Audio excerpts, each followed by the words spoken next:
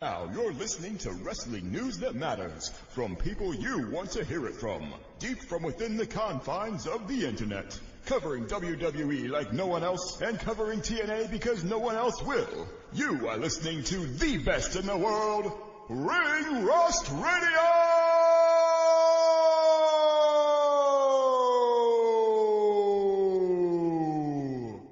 Brad Maddox.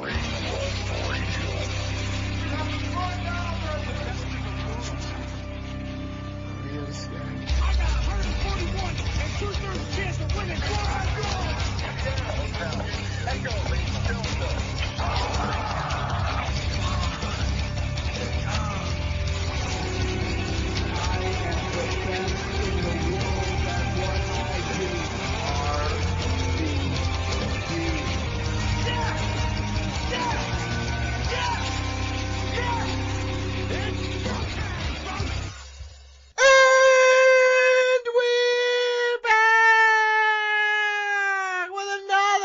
Of Ring Rust Radio, the best goddamn wrestling radio show on Spreaker, on the internet, in the whole goddamn universe. Folks, I'm your host, Most Hollywood, looking fine and feeling fine up, baby. Ooh, Mike Chiari, Brandon Galvin. I'm running a train on you verbally today. You ready for it, Choo-choo? I'll be honest. I'm going to peel back the curtain a little bit. I feel worse than usual than when we start the show because, to be honest, we were already dealing with Donnie for like over an hour today. So. Oh, we did. Yeah, we recorded something that's very fun, little evergreen content. Survivor Series moments. I put a lot of thought and love and attention into it. Well, I've had my fill of Donald Wood today. Oh, you're about to get gaped up by me now, boy. You're about to be to the brim with me, baby boy. Ball to wall. Gigi, ball what's with the ball? Kick. Get gaped? I thought good game. Yeah, that's Holy the joke. shit. They've been saying GG Get to me all the time, and this is get gaped, dude? That's wild. How did you know? No, you just said it. Holy shit, bro. Oh, man, the internet is wild out here. Brandon Galvin, we have a schedule? Yeah, we are going to review AEW. We're going to preview WWE, review NXT, Halloween Havoc. We have Dirt Sheet Busters, where Mike Chiari brings us the lies and rumors going around pro wrestling, tells you why they're fucking dumb. Donnie's going to probably leave because he's a coward. Yes, 100%. We have the latest WWE fantasy standings, fan emails, and so much more. Excellent fan emails this week. Well, Mike missed the best email of the week. It'll be in for next week then. I didn't miss anything. I do the emails the day before, so we'll see. If it didn't come you're in, gonna feel real. You're gonna feel real stupid next week. I certainly won't. We'll see.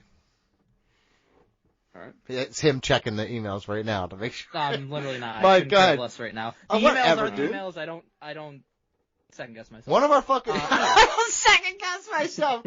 This man has been going to the sports psychologists and shit like that. He's like, I've been reading Kobe. I will not be Kobe, my buddy. I interviewed him one time and then he died. You killed him? You killed Kobe, dude? Some say that. Yeah, well, we've killed plenty of careers. Find us anywhere you get your podcast. Interact with us on Twitter at @RingRustRadio. Email us, be part of the show, ringrustradio@gmail.com. Buy our merchandise, prosandtees.com/ringrustradio. So many great t-shirt designs, including Catch Your Dick! There's also a Hogometer shirt on there. Yeah, if you're so inclined. Yeah, dude, if you want to just have Dick represented on your chest. That's probably my second favorite Ring Rust Radio. We've got a lot of shirts Dick related. I'm actually really impressed that we were able to get that shirt through, to be honest with you. I'm not sure the process of, like, analyzing what's on the shirts is very good. You know what I mean? You could argue it's almost non-existent. A meter that basically says Seth Rollins' dong small, Matt Riddle's dong huge. I don't know what you're talking about. That's not what it means. On our It's how much they like actual pigs. I got you. Yeah, dummy. Dude, you're gonna skirt legal. Easy, dude. Yeah, my bad. Mm-hmm. Strike that. Patreon. Go support us at patreon.com/ringrustradio. You can hear ad-free episodes. It's time for fantasy drafts and brackets. Make us watch wrestling-related movies and pay-per-views and so much more. Also, check out Ring Rust Radio on YouTube for updated clips and Triple R gaming. Donnie, BG, and fans of the show have been playing different games like Chained Together, Schedule 1, Dead by Daylight, Headliners, and Midnight Murder Club each week, posting early access on patreon.com/ringrustradio well before it hits YouTube. If you're interested in joining a session, email ringrushradio@gmail.com. I am not. That's the whole thing? No, I'm choosing to use this platform of moments to speak here to talk about an American hero that doesn't get enough credit, Jim Varney. Ernest Scared Stupid is one of Ernest Scared Stupid is one of the greatest American cinematic victories, I'll say, I've ever Is that seen. the one where he goes to jail? No, that's Ernest Goes to Jail. Okay. It's pretty simple. If you if whatever the premise is with Ernest in front of it, and you got the movie title. Ernest Scared Stupid. Like a Halloween one? Yeah, that's the one that has Dude, you've never seen it? Dude, that's a really good movie, actually. It's an awesome movie. It had Lucy crying. I've seen some of the Ernest. I've never seen that one. Dude, I've seen the Christmas one. Yo, it's my favorite of the Ernest movies. Yes, it's 100% the best, and it's actually like the villain is amazing. It made my daughter and son cry, but the fact that they could, spoiler alert, defeat it with milk and kisses, fucking loved it. Great ending, dude. Also, Ernest. Donnie, yes. The monsters in that always grossed me out. Yeah. As a kid. It was like Killer Clowns from Outer Space if they sucked. So it is what it was. But yeah, it's a very good. Mike, watch it. You'll love it. I probably won't. It's free. No, you really should. It's free. It's free. And I guarantee you, it's better than you think. You'll love it. What's it on? It's awesome. YouTube with ads. It's on everything? Tubi. Oh, gotcha. Yeah, wherever. I love Tubi. Tubi's free. I love Tubi. All right, let's talk wrestling. We're gonna put this all in order. From LW to Dark, we about to have a discussion about the one true sport. Who's selling the finish? Does this make sense in the art? Tell me who botched, who rocked, who's cashing in on the marks. These takes are uncut, man, they're pure and they're raw. Blow up like dynamite, have you smacked down on the floor. On a collision course with the number one source. Now let's head back to the ring for the latest report. Ring Rush. Hi guys, talk about wrestling time. Saturday's night main event or whatever, House Show City. No one gives a fuck about that. It's literally 4 huge championships. No one gives a. Nothing's gonna happen. And That's there will incredible. be at least, I say, 2 new champions. So not House Show That's City. House Show City garbage bullshit. WrestleDream though, it was my WrestleDream to cover this, and my God, I got to watch it during work. 3 times I stood up from my rolling chair to clap. 3 times I stood up When to it was clap. over? No. DG, how many new That I champions sat are crowned down. at WrestleDream? 0. Oh. So by Donnie's measure, which No. he's repeated on the show, Yeah. time after time. That's not what This is makes a it House shit Show City. Pay-per-view. No, That no, Yes. because it didn't make So sense you for yes, title yes, changes yes. here. Except for there was one That's match what that you should have had a always title change. I did not You agree with the ending. also say that the championship, the AEW World Heavyweight Championship, the men's championship, always main events the Yes. show, which it did not. Lie Well, detector no. test determined that was a lie. No. That was unsanctioned. Yeah. That was an No, it wasn't. unsanctioned That I was quit not match. unsanctioned, It actually. was I quit match was unsanctioned It I was quit in match. fact not unsanctioned. It was Listen, very if you much got- Not a sanctioned. lights out unsanctioned match. This was a normal match. No, it was an unsanctioned Yes, I quit it match. You was. checked No, the it wasn't. data, dude. No, I it didn't make wasn't. the data up, dude. You I'm checked sorry. the data. I'm sorry. I checked the data. No, I I don't make quit the data. The data's there. You check it. Dude, Let's do a wrong. couple RIPs before we get to RIP in WWE for getting roasted this week. Donnie? Question mark? What does that mean? It's for you to say your piece. I think Oh, it was I thought you were saying- it was a hopeful. Yeah, I was gonna say you got a dash there like I'm part of the dead. That's disgusting. So I'm gonna hope it was just your birthday. King Mo died. Yeah, let's talk R.I.P. about it. Yeah. Wait, no, not King He Mo. wasn't King Mo. He was Sir King Mo is the guy from King TNA. Mo's the. Just to be clear, King Mo, Muhammad Lawal, the MMA fighter who was on TNA sometimes, not dead. He's not dead? Sir Mo, who was like Mabel's tag team partner, met on a mission, and then Mabel became King Mabel, and he was Sir Mo, dead. Yes, dead. And it's Dead at 50 something. and yeah, very young and very sad. And I'm just gonna go on here to just recklessly speculate for just a hot minute here and blame Triple Oh, you H can't do that. for his death Oh. because they No. wouldn't support him when he needed $30,000 for a surgery. And you think that, Mr. Triple H up there in his ivory tower looking down on everybody else saying all this kind of shit, he would be supportive of the WWE talent. But I guess he's selective with that. Maybe he wasn't. I don't think it's a Triple H. Maybe the decision wrong to spend, shade. to spend You know what I the mean? TKO funds on surgeries. But anyways, memories of Mo. Donnie, what do you got? No, I'm using this time to speculate that Triple H killed this man. I'll talk about Mo. Via his inaction. So I want his family to be taken care of by WWE, TKO at the very least. They're a $1 billion company. Give them some money, please.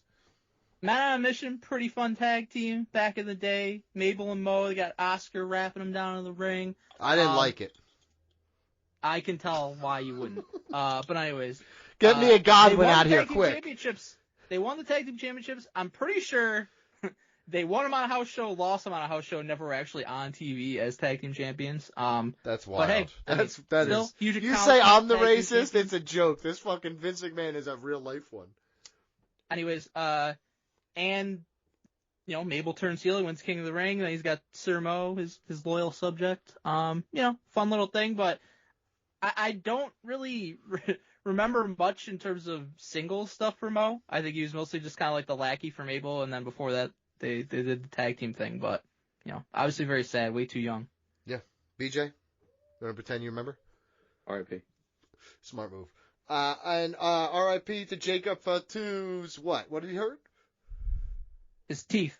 Oh, it was his teeth. So what happened with that? He said it was like non-related. Okay. Like Let me lay it out here. all the meth use came rearing back in for fucking. Well, I don't know anything about that. Wow. But let me lay it out. It's we're speculating recklessly. It's just a kid, dude. Yeah. So he was supposed to face Drew on SmackDown, but there were reports that he was injured, and then they do an injury angle before the match where he's like taken out backstage, and there's like a pool of blood in his teeth like on the floor. And then Cody comes out, he's like, "Fuck you, Drew. We're gonna have a title match right now." And then it was like, a no contest or whatever. By the way, Cody totally did it. He's the one that took out Jacob Fatu. I'm convinced of it. But apparently Jacob Fatu's he had like a dental procedure that he's gonna miss a little bit of time. Holy shit, he's coming back with Roman teeth. Could you imagine? Coming back with these big gobstopper be fucking the whitest teeth you ever seen. He's all doing the fucking, but I think that he does. He yells and shit like that, but he's doing it with this big smile now. Holy shit, dude. It's gonna be like that episode of Family Guy where Brian's face gets fucked up and he gets like the fake teeth and he's all of a sudden like a real estate guy and he's got that annoying ass smile. It's like, okay, can we be honest? Teeth for dudes are like tits for ladies. Like, they just come back and you're like, what's different about them? Oh my god, I can't stop looking at them now. Sure. It is, dude. I can't, every time I see Roman, I'm like, check out the teethers on this guy, dude. Chomp on this corn cob for me, buddy. Want to see it? Okay, go ahead. I just want to do a quick mention, though, and I hate to say it, but an RIP soon, potentially. Shouldn't do that. Mike Rotunda, IRS. Barry Windham said he's in hospice care. Wait, I thought he was doing okay when the whole Wyatt thing happened. Said he was doing okay. When Bray died? Yeah, like when they that was like 2 years ago. Man, how old is he? I don't know. I would guess probably early 60s. No, I would probably say 70s. 67. Oh, maybe 67. Look, okay. You're kind of right, both of us. Yeah, we were all around it. We're all over it, dude. Very sad. Very sad. I loved IRS. That's a great character. IRS. But as I got older, I really appreciated Mike for the wrestling. What is the varsity team? Yeah. They're fucking good shit, man. It really was. Very sad. It's a little early to say that though here. Just say, how about we do a shout out, a prayers up segment? Appreciate them when the time comes. It's our new segment called Prayers Up. That's where we pray for guys who might be dying. We're not sure yet. We're not going to recklessly speculate though. That's for damn sure. Well, I'm not recklessly speculating. Barry Windham said he's in hospice. So Barry Windham recklessly speculating. No, he's part of his family. He just flat out said it. I'm not sure how journalism works. I'm not sure, dude. This is a direct source, Barry Windham. Managing editor. Sami Zayn's reign as U.S. champions, R.I.P., because Ilya Dragunov cheated on his wife for that lady. Okay, well, that's not what happened. Recklessly. This is like when people said that. This is like when people said Corey Graves cheated on his wife, even though they were separated, not together, when he got with Carmella. Well, he dumped wife to get with Carmella. Let's not pretend that's not what happened. I think dumped wife and then while alone got with Carmella. Okay, sure. Dumped wife and got with lady that used to be on WWE LFG or whatever the fuck it's called. Let's fucking go, dude. This is LFG. Let's fucking go, dude. BJ, anything? I'm glad that Ilya Dragunov is back. Fucking awesome. Sami Zayn had an amazing title run. I like the open challenge. It was the right decision, though. I thought it would have been really cool if Aleister Black won the championship on SmackDown. I like what they did. Damian Priest coming out caused the loss for Aleister Black. Continue that feud. I like what's going on right now in the mid-card scene on SmackDown. They're doing a really good job. Cool. Yeah. This was incredible. I mean, mid-card. We were all, when, Dragunov was healthy and NXT, showering him with praise, how great his matches were, shit with Gunther. I mean, strong argument could be made for just the best in-ring wrestler in the world. That first match back against Sammy did not lose a step at all. I don't know what I think he had a knee injury, but he did not look like. Yeah, I thought he blew his knee the fuck out. I thought it was. He looked fucking incredible in that match. One of the probably the best TV match all year. And then the match against Aleister Black was great as well. But wasn't expecting him to come back. Wasn't expecting him to win. But I thought it was great that they did it. Put him over huge right off the bat, and now he can just kind of carry on what Sammy was doing, which is perfect for Dragunov's character because he's just like a fucking psychopath that just wants to fight all the time, and have him do that every single week, have the open challenges, and he's going to put on amazing matches every single week. There's your TV match you got to watch every week. Sammy did an amazing job with that too, but Dragunov was a perfect fit for that. Yeah, I don't mind it at all. Don't mind the change. Don't mind the people involved. It all works. So I'm down with this. Cool. All right, let's talk about the number one thing we have to talk about this week, and that is AEW WrestleDream. Match, correct. Moment, overall, great. Guys, if you wouldn't mind, back the fuck up 2 steps. Give your man some space and let him cook. I got some things to talk about here, okay? I'm going to run through, jump in as you feel, but I really did enjoy this show quite a bit. I don't know if I was in an extra good mood or whatever it was, but I really did enjoy this show. I like Tekla a lot, dude. This is weeks ago. Why are we talking about this first? I like Tekla a lot. She is like top tier quality wrestler. Jamie Hayter obviously going to get a bigger push, but man, Tekla is fucking for real. Do you like her, BJ? Yep. Yeah, she's really cool. I like the whole upside down thing. It's better than Bray Wyatt. I'm sorry. I'm sorry. So stupid. I don't think it's ever good when anybody does it, but no, it's horrible. She's good. She should stop doing it. Jack Perry wins $500,000 to pay off his debt to Tony Khan of $200 million or whatever the financial impact of CM Punk moving away is. He is now fucking 1/13 of the way there. I'll tell you what, the financial impact of losing CM Punk is way more than $500,000. I just said it was $200 million. Oh, okay. Yeah, that was the joke. Accurate. That was the joke. Good job. Hey, come on over. I'm going to teach you the joke as it goes.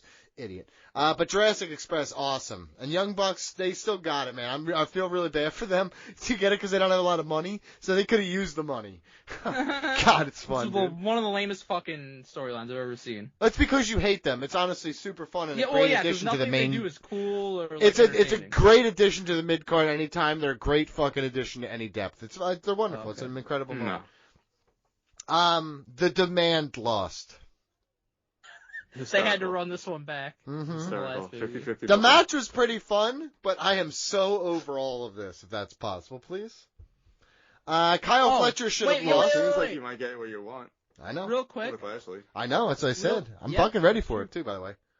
But he's just going to lose to Hangman, by the way. I'm not sure, dude. I'm not sure. I'm positive. Dude, he's not main eventing. You got Samoa Joe looking better than him. This has been not a great showing for fucking Adam Page in terms of the competition and the quality of everything. Like, his promos are good. The video he did was awesome of like being the cowboy guy. I love that fucking promo. But nobody cares about him. It's not that no one cares about it. It's like there's nothing following. There's no story to invest in. Well, no, they just are like, here's a random person to have one pay-per-view match. Here's a random person to have one it's fine. It's fine, but just I need more. Give this dude give some adversity, please. The technical opener of the main card was FTR versus Jet Speed carried over from the pre-show, which terrible. It's so stupid because the people who were watching the pre-show, they don't get to see the end of this match that you advertised for them to watch. Nope. Yeah. And then guess what? Buy the pay-per-view, Mark. The people who were not watching the pre-show and tuning into the show itself, me, I think maybe BG. Yeah.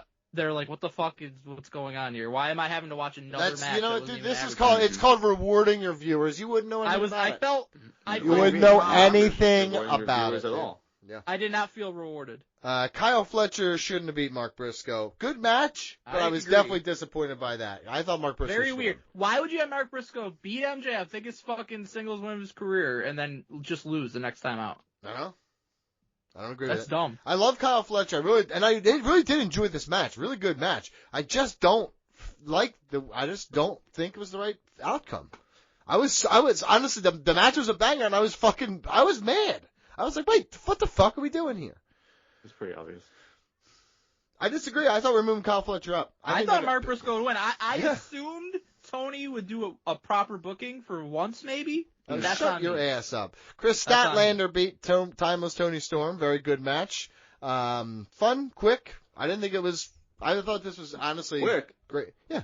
This is pretty quick. 16.5 minutes. Not a quick match. Oh, okay. It was longer than I thought it was. I mean, if you compare it to every other match, I guess quick. I thought it was quick. I thought it was quicker. I thought it was like a 10-minute match. But it was good. I enjoy it. This was a really fun match. Put your monocle on and look closely at what that says. I can't, dude. I quit on that shit. I can't see that. So I'll ask a question, Mike. Did you like the Monet Shirakawa match more than Statlander and Storm? Honestly, I would say probably not. I probably like Chris Taylor and Tony Storm a little bit more. It was also good. Part of it Close, is like, though. I like them both. Yeah, but part of it though is like, who gave a fuck about this match? It was like so obvious Mercedes is gonna beat Mina Shirakawa. I think, and I like Mina Shirakawa, I really do. But like, that was a terrible like choice for like the mystery. Like people are expecting like somebody from outside the company or a debut or something exciting, and it's just Mina Shirakawa, who it has an ROH title, which means nothing, and not even an ROH title, an interim ROH title, which means even less than nothing. The TV title. It was so weak to like advertise that, and that's what we ended up getting. So I think that the in-ring works itself was good, but that it was so meaningless. Yeah, it's like every WWE match. So it was good. Don't worry about it. Gotcha. Bandito. I'm sorry. Bandito. I'm sorry. So sorry. I gotta sneeze. That's you. Bless you. That's what happened. Brodito against Okada and Takashita. Holy moly. Banger. Absolute fucking banger, dude. And Takashita and Okada, I want that shit so bad. I love it. I love all the shit they're doing together. And their little rivalry and their hatred. I love it. Give me all more of this. Thoughts? I mean, they're definitely going to be breaking them up Yeah. and feuding them. So Yeah. There you go. The inside knowledge right there. Adam Page beats Samoa Joe. Solid match. Again, just no fire behind the story. you know it's bad when they're there's not no giving stakes. the fucking world title match 20 minutes. You know it's bad when it's not the main event. Yeah. Well, that's Right, Donnie? no. I honestly, from the bottom of my, listen, I love Adam Page. You know it. But if you don't hand a face champion true adversity, it gets boring quick. And that's exactly. It's been this way for 3 months. I just think it's hilarious with Hagman because like the quote unquote like hardcore fans act like they want this. They pretend like they want him as champion so badly. Then it happens and people tune out in droves when he's on and don't give a fuck. And then Tony's like, I don't really give a fuck either. So I'm not going to really put any effort into You his gotta booking, make and this is what we get. Here's the problem. If you had gave me something to follow up with his championship win, you give me a story like the kind of stuff he was doing with Swerve. Give me something memorable, but you've given me 2 promos that I can remember that were good. But the rest of it was thrown together fucking seemingly pretty fucking last second. So I don't know if somebody was supposed to be here and then went away and this is what we get now. If this was supposed to be Will Ospreay against this fucking guy, I don't know what. I don't know who was making either Sean Sapp or Meltz, but the claim was that like Wardlow was supposed to be in this match. It's like, which seems incredibly that is stupid. 100% not That's better. not gonna help. That's not going to help That's anybody. what I'm saying. It just, I thought I could see it being like Will Ospreay or Swerve or someone like this as we have this. No, but they it was were known they out were there. going to be out for a while. I mean, listen, man. Here's all I know. If They're he trying booked now this with Samoa doo-doo. Joe's heel turn. Yeah, let's just. We're gonna have to do something else. MJF will be cashing in on him and be the next world champion at some point in the not too distant future. I'm ready for it. It's now. not going to be Well, Lashley. that It's going to fucking be angle MJF. was so dumb. I'm ready for it soon. I agree because he should not have the fucking cash in anymore, but he does. So And Darby Allin defeated Jon Moxley, and people cried after midnight that there was somebody drowning. So, I think people cried that the finish fucking sucked, is what they cried about. I don't think they were crying about the whole water tank thing. Nobody was really crying. I mean, literally, you had people cares, crying all over the place, and the ending did not suck. It was awesome. The ending 1,000,000% sucked because you got guys getting drowned and fucking stabbed and shit, and they don't even use the flamethrower, which was a central part of the storyline, by the way. So they don't even do that. They weren't allowed. But the finish is great. Then you shouldn't be booking a fucking I Quit match based around that in that state. Dude, listen. Have some chainsaw. fucking logic and reason. The chainsaw with Brock Lesnar, dude. It's a Moxley thing. And it sucked that wasn't involved, and it sucked that this wasn't involved. And then you go through all this shit, and the finish is Scorpion Deathlock, which whatever, and it's like immediate that he just taps out for this after not tapping out to anything. Worst part of it all is this is an I Quit match. I watched a lot of I Quit matches in my day. You know what happens? The ref has a microphone, and they put the microphone in the guy's face, and he has to suffer the embarrassment of yelling, I quit! What do? There's no microphone. There's no selling it. You can't hear anything. It's just, he's not even tapping out, I don't think. The ref was just like, all right, match is over. I heard it. Horrible. I heard him say it. You just said you had a bad feed, I guess. Absolutely fucking despicably horrible. Very stupid. Great match. Absolute banger. 10 out of 10. So, favorite match, moment, overall grade. I'm going to go with my match of the night. I'm gonna take the main event, or Darby Allin and Jon Moxley. That's my match of the night. Moment of the night is Sting's return. Absolutely adore it. Also Toni Storm. Hat tip. She's very good. From the makeup to the mannerisms, she's very, very good at what she does. And also, people pooping on Sasha Banks and this fucking all these titles and shit. That's her gimmick for now. Like, what are we even talking about? Why are you crying about this? I like that gimmick. Yeah, it's fucking fun, I don't man. mind the gimmick, but keeps has collecting. I don't like what they did at this. Yeah, well, let's see how we go. She's gonna win women's tag team titles with Athena. Watch it. No, I don't think so. Shut your fucking mouth, dude. I'm doing my review. And overall grade, I'll give it a fucking. Because I did stand up 3 times and clap, because I was moved emotionally on 2 separate occasions, because when it ended, Wow, Statlander retaining. I think that woman just deserves that. It's a Yas Queen moment. Yeah. Well, no, I didn't stand up. I just cried a little. Got it. What was the standing applause? Darby Allin, Sting's appearance, right? Okay, you stood up for. Okay. You stood up for that one. Yeah, that's one. Hangman winning. That was another one I stood up for. Really? You did not stand up. I did. I love Hangman. You did not stand up and clap for something everybody obviously knew was going to happen. Bro. I love him. And what's the third one? Bruh. What was the third one? The last one? Yeah. It was Tekla doing the dance the upside down thing. There you go. Stop. I stood up. I was like, let's go, Queen. I said, slay, Queen. I remember saying slay, Queen. You were sitting in your fucking chair, supposedly working and watching this. You weren't standing clapping for anything. I fucking stood and clapped 3 times, cried twice. That's fucking crazy. 14 out of 10. What was the second crying? 14 out of 10. When Kyle Fletcher beat Mark Briscoe, I thought it was disgusting. Oh, sad tears. They were sad tears, yes, sir. God, all the emotions in this pay-per-view. Hey, listen, a man who laughs and cries on the same day is a full day. Mine was Mad and Furious at this pay-per-view. You're like a damn Samoan over here. Yeah. Mike, match moment, overall grade. I wanted the match of the night to be the main event, but they botched the finish so bad that it ruined the match. So I'd probably say Brodito versus Okada and Takeshita was the best match. Best moment was Sting showing up, for sure. That was fun. 14 out of 10, I know it's just hyperbole and bullshit on your part, but this is probably the worst AEW pay-per-view of the year, I would say. It was boring. Nothing of substance happened. I would literally probably a 5.5 out of 10. This is a waste of 6 hours or whatever it was. You're fucking pathetic. BJ? I agree with Mike. This is the worst AEW pay-per-view of the year. By far. From the opening of it being a continuation from the pre-show, which was fucking horrible decision-making on all ends that we discussed earlier, except for Donnie being fucking pathetic and won't admit it. Advertising a world champion to face Mercedes Moné and it's the World Television Champion of Ring of Honor. Give me a fucking break. Interim. That's pathetic. Interim. Just absolutely just fucking pathetic moment with. I can't stand. I like Mina. She's so awesome. She did not deserve to be in that spot where it's just looking so stupid with this decision. Like Tony Khan is horrible. You don't even know her name that well. I did enjoy the Mina and Tony them bonding over losing their matches backstage. They're gonna win the tag and they're titles. gonna they're definitely gonna win the tag titles. That's gonna be an awesome moment when they do that. Main event super disappointing, unfortunately. The tank spot was terrible.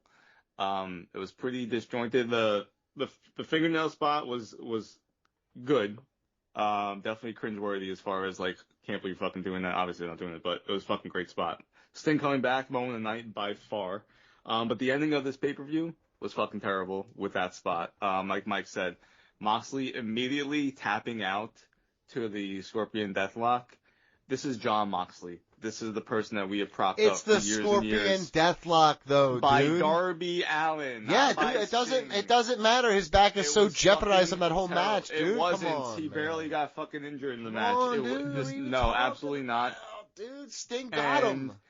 The fact that this went till fucking 12:30 is pathetic. I love for it, your dude. worst show of the year. You should not love it. All because Las Vegas does it regularly. I gotta watch boxing till the wee hours of the morning all the time. Yeah, that started UFC at 10 p.m. goes This until started at fucking so 8. late.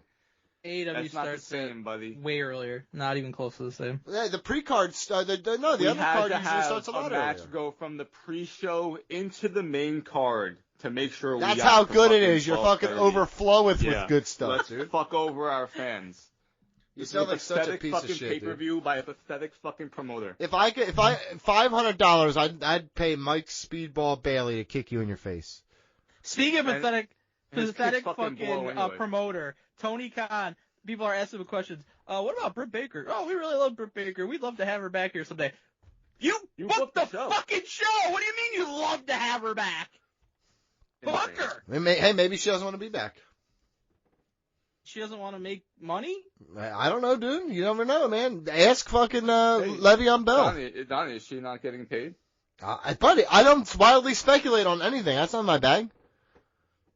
Really? Who is your bag? Guys, Saturday night's main event. This shit blows, and it's coming up. I hope you like House Show What'd City. you grade the pay-per-view? 4 out of 10. Wow. I thought I was being nice with 5.5. So Yeah, I thought you were both are. being fat C-words. This pay-per-view sucks. Cowards. Man, Nikki Bella's back, dude.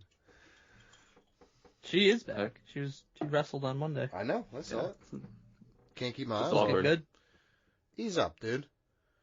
What? Sexualizing women like that. Disgusting, dude. She We got loved it. How's It Shake Out? Get your D'Lo Brown heads out. CM Punk and Jey Uso for the World Heavyweight Championship. LA Knight deserves to be here, and I'm not sure why he's not. 'Cause he's not. Well, your options were have LA Knight be in this match and lose to CM Punk, or have Jey Uso be in this match and lose to CM Punk. No, CM Punk shouldn't be champion. Well, CM Punk is going to be champion. That's my prediction. You know, I don't have an issue. Like, they're building this thing with Jay where he's becoming like Roman, where he's willing to step on his family, like throwing Jimmy out of the Battle Royal in order to be champion. So I understand what they're doing there and why they would put him in this spot. He was a recent world champion. CM Punk was a recent world champion. I have no problem with the fact that these two guys are better. Yes, I would love for LA Knight to be world champion. I absolutely would. He deserves it. But I think it's clear to me, at least, that they're going in the direction of Punk being champion.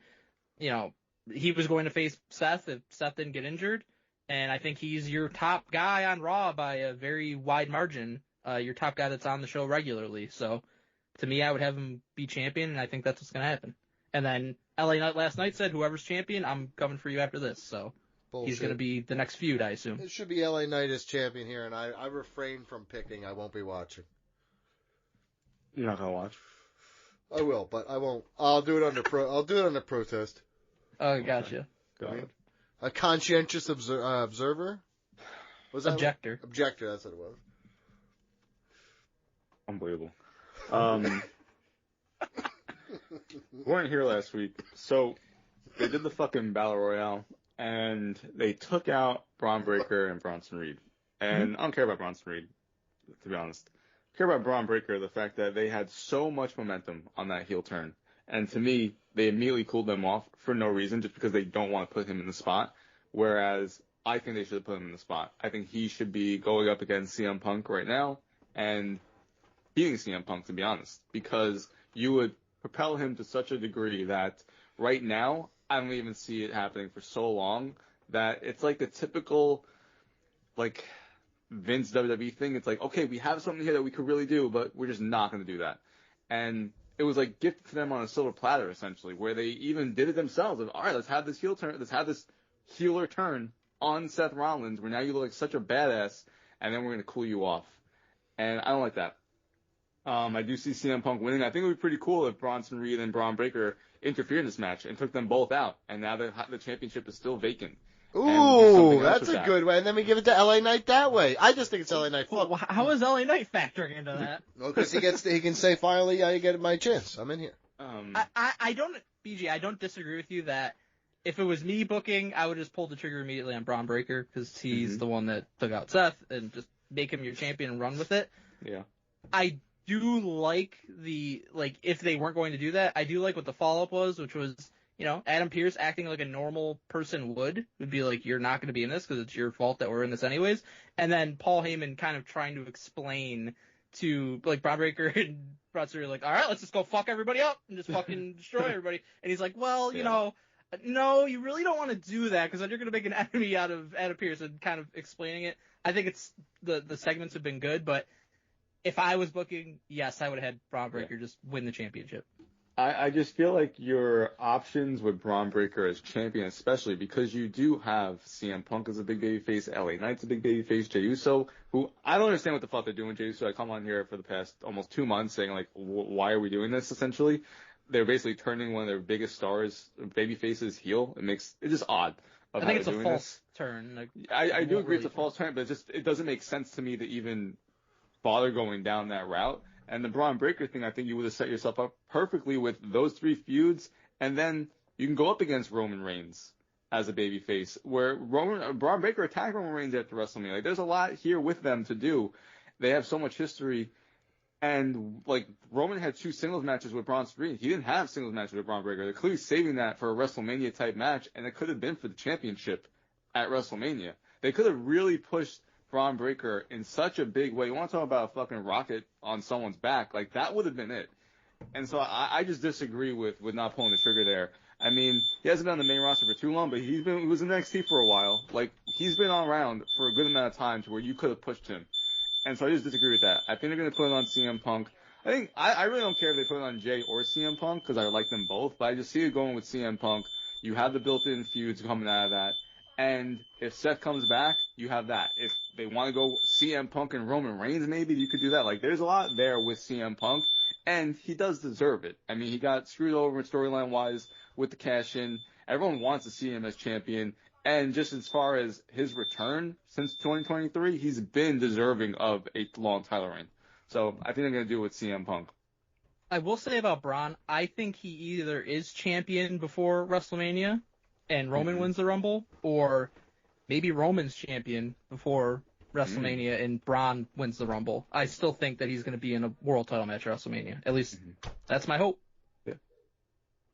Braun winning the Rumble would be cool. Don? I mean, maybe he's on mute crying about fucking logic. Oh, well. Cody Rhodes and Drew McIntyre is next, Mike. I think it's very fucking obvious, though, that Cody's not losing the championship. Do you think... Yeah. Here's a better question.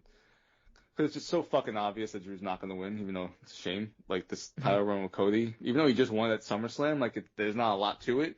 But do you see Cody losing the championship before WrestleMania? No. Honestly, right. I don't. I don't either. And here's the thing, like... I don't, like, dislike Cody. I don't hate Cody. I think Cody was great during the build to the Mania 39 and Mania 40, and but I think he's not really compelling without Roman and without the Bloodline stuff. Like what he's done since then has not been interesting. Like, the stuff with Cena would have been great and would have been interesting if The Rock would have been involved. That's not really Cody's fault. But, it wasn't. And then, other than that, his best thing was, like, Kevin Owens' feud, which I think Kevin Owens was a standout in that to me. Cody Rhodes is mid as fuck. I've been saying this for years. Where'd you go? Why'd you leave? Did you hear the smoke alarms going off? No. Holy shit, the whole smoke alarm. No, I didn't mute because it fucking makes the thing. It's definitely on the audio. The audio definitely caught it. Do you think it's because you were smoking in your house? In my office, yes. That's exactly. So I turned the smoke detector off. So I was like, turn this shit the fuck off. Smart. Yeah, okay. I'm back, though. But yeah, I think Cody just wins. Yeah, I think Cody just wins here. Yep. Drew McIntyre's I was fucking asking gatekeeper. Mike, do you think Cody loses the championship before WrestleMania? I gotta tell you, I've been out on Cody for a long time, ever since he was turned traitor. But I mean, I honestly think he's just so fucking boring as shit. When you said the most interesting thing that he's done in forever is Mike's idea of maybe he attacked Jacob Fatu. I was like excited about that for a second. That's the closest thing to exciting about Cody. Though. Am I wrong, BG? I want him to turn heel. Why are you talking to him? I'm here too. He's not. He's not the you didn't one watch that's going to be attacking Jacob Fatu. I didn't like it, but I watched. Tiffany Stratton and Jade Cargill. Hey, a fucking surprising heel turn here. And this will be a title change for sure, in my opinion. Jade's winning. It's the cut. She looks like Scar. They're going to the ring. It does make her look pretty badass, but this was great. I'm happy that they went in this direction. Like they were doing the Tiffany versus Jade feud, but it was like one of those friendly rivalries, which a lot of times is not that interesting. But then have her come. She had 3 opportunities, didn't win the title. Comes back, saves Tiffany, and just beats the living fuck out of her. I think this is where you want Jade. I think Jade's great, and she can be a good babyface, but I think she's better as a heel. She's more, stronger and physically dominant. It's easier as a heel. She can say less and do less and be more Lean into it. Power moves. I think that's moves. where she's going to be at her best. And you've been presenting Tiffany as a babyface anyways, so I think this makes all the sense in the world, and she absolutely wins the title here, and she should. I agree. This should be a squash, by the way. I'm actually the built-in injury angle right now going in Tiffany Stratton with the knee and everything. Send her away. This is the perfect time. And they were hyping up heading into Crown Jewel. Like Tiffany Stratton basically hasn't lost the entire fucking year. Now she lost against Stephanie at Crown Jewel. Now Jay turns on her. There's an injury. Take her out. Let her maybe go home for a little while. A month. Yeah. And then when she comes back as a triumphant fucking babyface returning, she can chase after the fucking championship. I'm sorry, is this fucking booking 101? It's absolutely booking 101. Easy does it. I think they do it. I think they do. I think they have Jay squash Tiffany. Yeah. Well, I mean, Punk, Jay, and Cody Drew are going to be long matches, I would assume. So right. You need a short. There's like a 2-hour show with commercials and everything. So you need a short one. They've done it before. This is that one. Yeah. And Dominic Mysterio, Penta, and Rusev. So should be a damn good match. Minus 2/3 anyway. Yeah. What? So yeah, just Dominic wins. Who's the bad part in your Dominic estimation? Mysterio. Oh, so you were so wrong years ago that you'll never admit it. Got it. I don't know what you're talking about. I was, he's just not I good. was so fucking right. Couldn't have been more right. Never been more right in my life. Cool. Who wins? Dominic wins by probably pinning Rusev because he's been doing the feud with Rusev, so you can kind of branch off into Dom Penta off of this if Rusev takes the pin. But there's going to be interference, probably El Grande Americano and all kinds of crazy shit. Okay. All right. This was terrible. I'm not going to enjoy this. And it's time I can't get back or what all the stuff you said about AEW. So real quick question though. BJ didn't get the pick. BJ, who'd you pick? This is brutal for my fantasy team. Dom is obviously going to retain. I would prefer no contest or something to help me. I enjoyed this. So you're doing well. You've never, hold on real quick. What? 15, 16 years or whatever it is of doing this show, right? Yeah. You never care about fantasy until you're doing well. You are such a fair weather fan. You really are such a fucking, you don't die. I'm in the league. You just quit immediately. As soon as shit gets tough, you quit immediately. Yeah, that's the way to do it. You're like, dude, the Giants are back, Jackson Dart. You saw said that scat of boo-boo, and you're like, I'm fucking done, dude. I never said the Giants are back. The Giants are so far from back. I heard you saying it, dude. I heard you fucking, you were I've doing been the saying fucking all gritty, along. dude, saying No, fucking 'cause I said all Giants are along. back, dude. The gritty. I've never seen him say the Giants are back, to be fair. Right. All I do is shit on the Giants and the Jets. Yeah, again, fair weather fan, because you're a fucking piece of shit, dude. Have a It's backbone. just Have a having backbone, logic. dude. It's having logic. Like, people who want, like, the Jets to win a game. It's like, why? Real quick. For no reason. There's real no reason quick. for them to win a game. Real quick. You should want them to lose so that they Exactly. have to get the number one pick, get a quarterback, fire their shitty fucking head coach that they never should have hired. Listen to me. I'm Thank going to you. say this in the That's bottom of logic. my... Guys, listen. What? I have a question, a forward-looking question for the show, for the betterment of the show. Certainly not That for can't be Russ or certainly That not can't be true. for article prep. If Okay. you were building Yeah. Survivor Series teams For War Games? for War Games, Yeah, that's an what- interesting question. what are you 'Cause thinking? Because it's honestly, listen, honestly, Well, it's so Braun, up I in would the say- air right and now. Brock, okay. and the babyface team is Roman, Punk, the Usos, and LA Knight, right? Probably. Then who's the last heel? I for would the think record? so. Then we need two heels, because it's the Vision and Brock, and then we need two heels that they gotta find. Yeah. I mean, Donnie will cry about this. I wouldn't mind Logan Paul being part of it. Oh my god. He gets you your high spot, Oh my and God, baby. I could see it working with Heyman wanting to introduce him What's as part of Cena this. doing? How about New Day? What's Cena I wouldn't doing? mind New Day. That'd be good. What is Cena doing? Cena? Like he's supposed to be Well, on the you show. want He- the rumor or what? Honestly, I don't check Wait, there's the a reviews. rumor? Well, it was from a couple of weeks ago. The rumor was about him and Dom? Dom. I Yeah. don't believe that. Honestly, I think Melch is around with it because Dom did an interview and they're like, what do you think about John Cena? And Dom was like, if old man wants it, he can come get it. I could believe it because it is in San Diego, so it's going to be big. I mean, Dom, you would think, would be in a big spot on that card. Yeah. Being in San Diego, so. He could be a good next spot against, like, Penta. Could. Okay. Or Ray, if Ray's ready. You to think the come back. ladies have a War Ooh. Games match too? We give girls a chance. Yes. Yes. Of course. What are the teams I on think, that I side? think they've Girls been a setting that chance. up, though. I think they've been setting that up with the whole Asuka storyline. Right, I agree. It's going to be like Rhea, Io, Stephanie. Mm-hmm. There they have Nikki Bella on the fucking Hell team. yes, dude. If they don't lock arms, we have not come anywhere since the women's revolution, dude. Kabuki It is Warriors will interesting, be on though, the heel too. team. Becky probably. I love their promos. I love the Kabuki Warriors. Maybe Maxine is in it? Asuka telling Kairi Sane to chill out with the pandering and then immediately pandering. Then she panders right after. Yeah, it's wonderful, That dude. was great.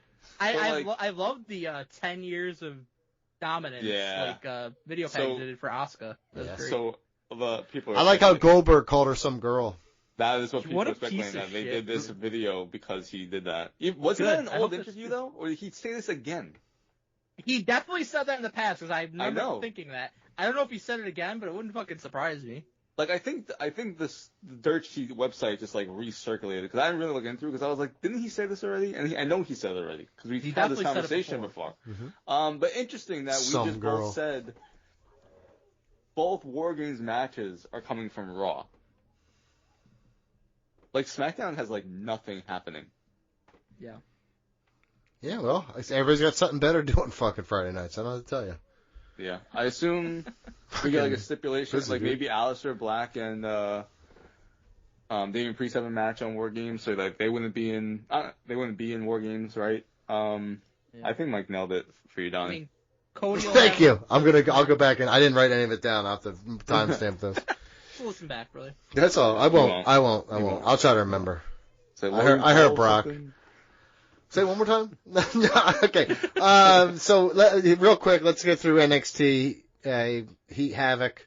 Halloween Havoc. What do you mean Havoc? Halloween Havoc, your favorite fucking thing. I know, but they ruined it, dude. This shit sucks. But No, then. they had a good little set.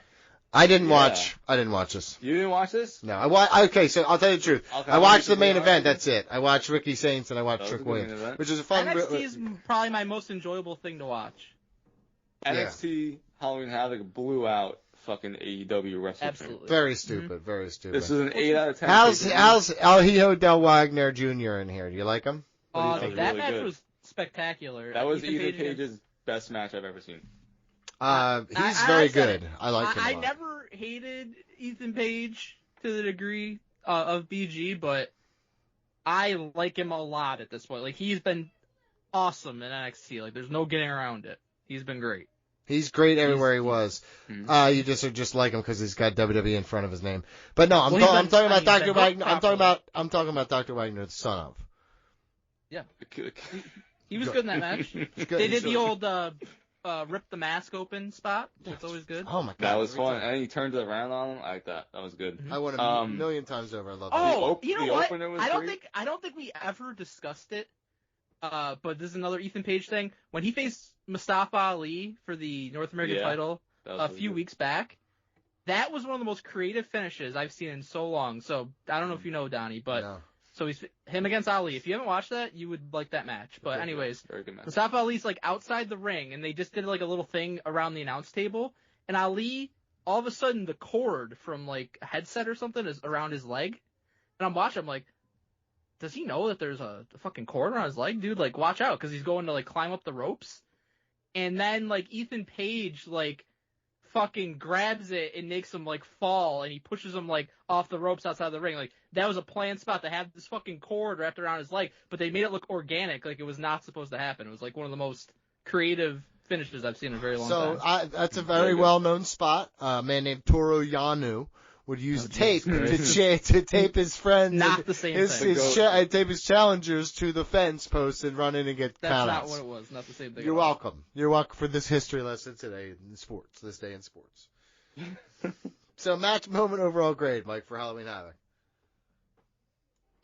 Match is tough between Ethan Page against Dr. Wagner or Dark State and the Broken Hardys. That's right, Donnie. The Broken fucking Hardys. Dark State sucks. I'm out on this shit. I don't like Dark State, but the match itself was very fun because he had the fucking Hardys. I heard you. You're using old TNA gimmicks. Got it. Cool. So that was my favorite match, and my favorite moment was in this match, Jeff jumping off a very high ladder through two tables, not onto nobody, and he hits the floor so fucking hard. This man's like damn near 50 years old, and he's still doing that, but it was a crazy spot. But yeah, that was awesome. I would give it a 7.5 out of 10 this pay-per-view. This is a very enjoyable pay-per-view. This is 100% agree with VG.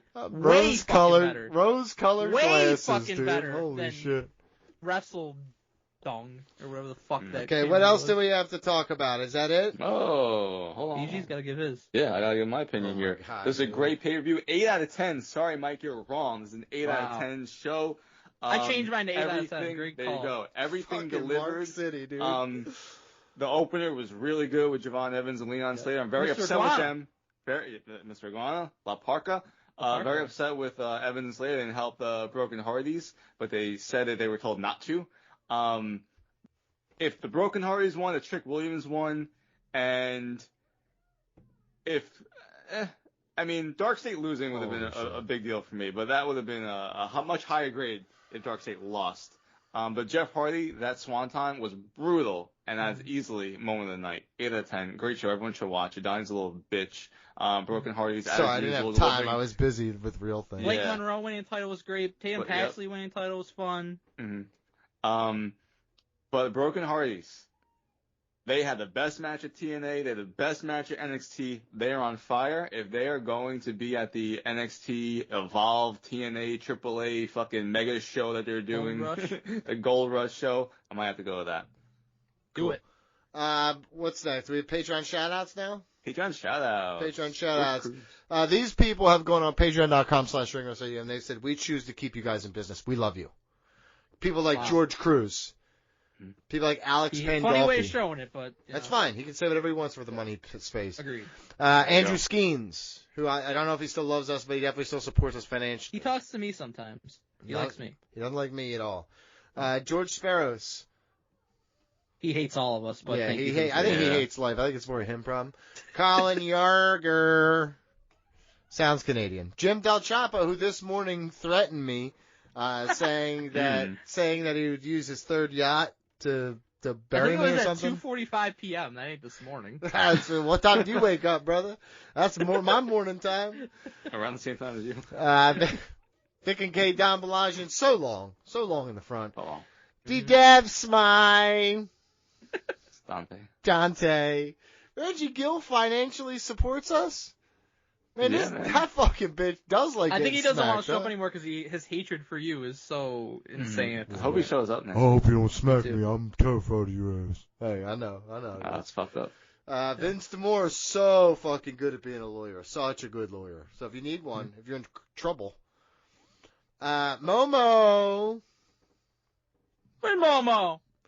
Momo. And Kevin, the real deal Creel. Look at the real deal now. Woo! Saw him at the bus stop once. Woo! No, you didn't. All right, BJ, talk about your things. So I can leave. Patreon.com/RingRustRadio. Go there to hear the ad-free version of our podcast. You get early access to our upcoming retros like the Weird Al movie, The Naked Gun, the new one. Oh, no, that one we're doing in January. This is the old Naked Gun, the original. Oh, we are Very doing the fun. new one? I've been looking for an excuse to watch I think it. in January. Yep. you Suburban Commando and Gremlins 2.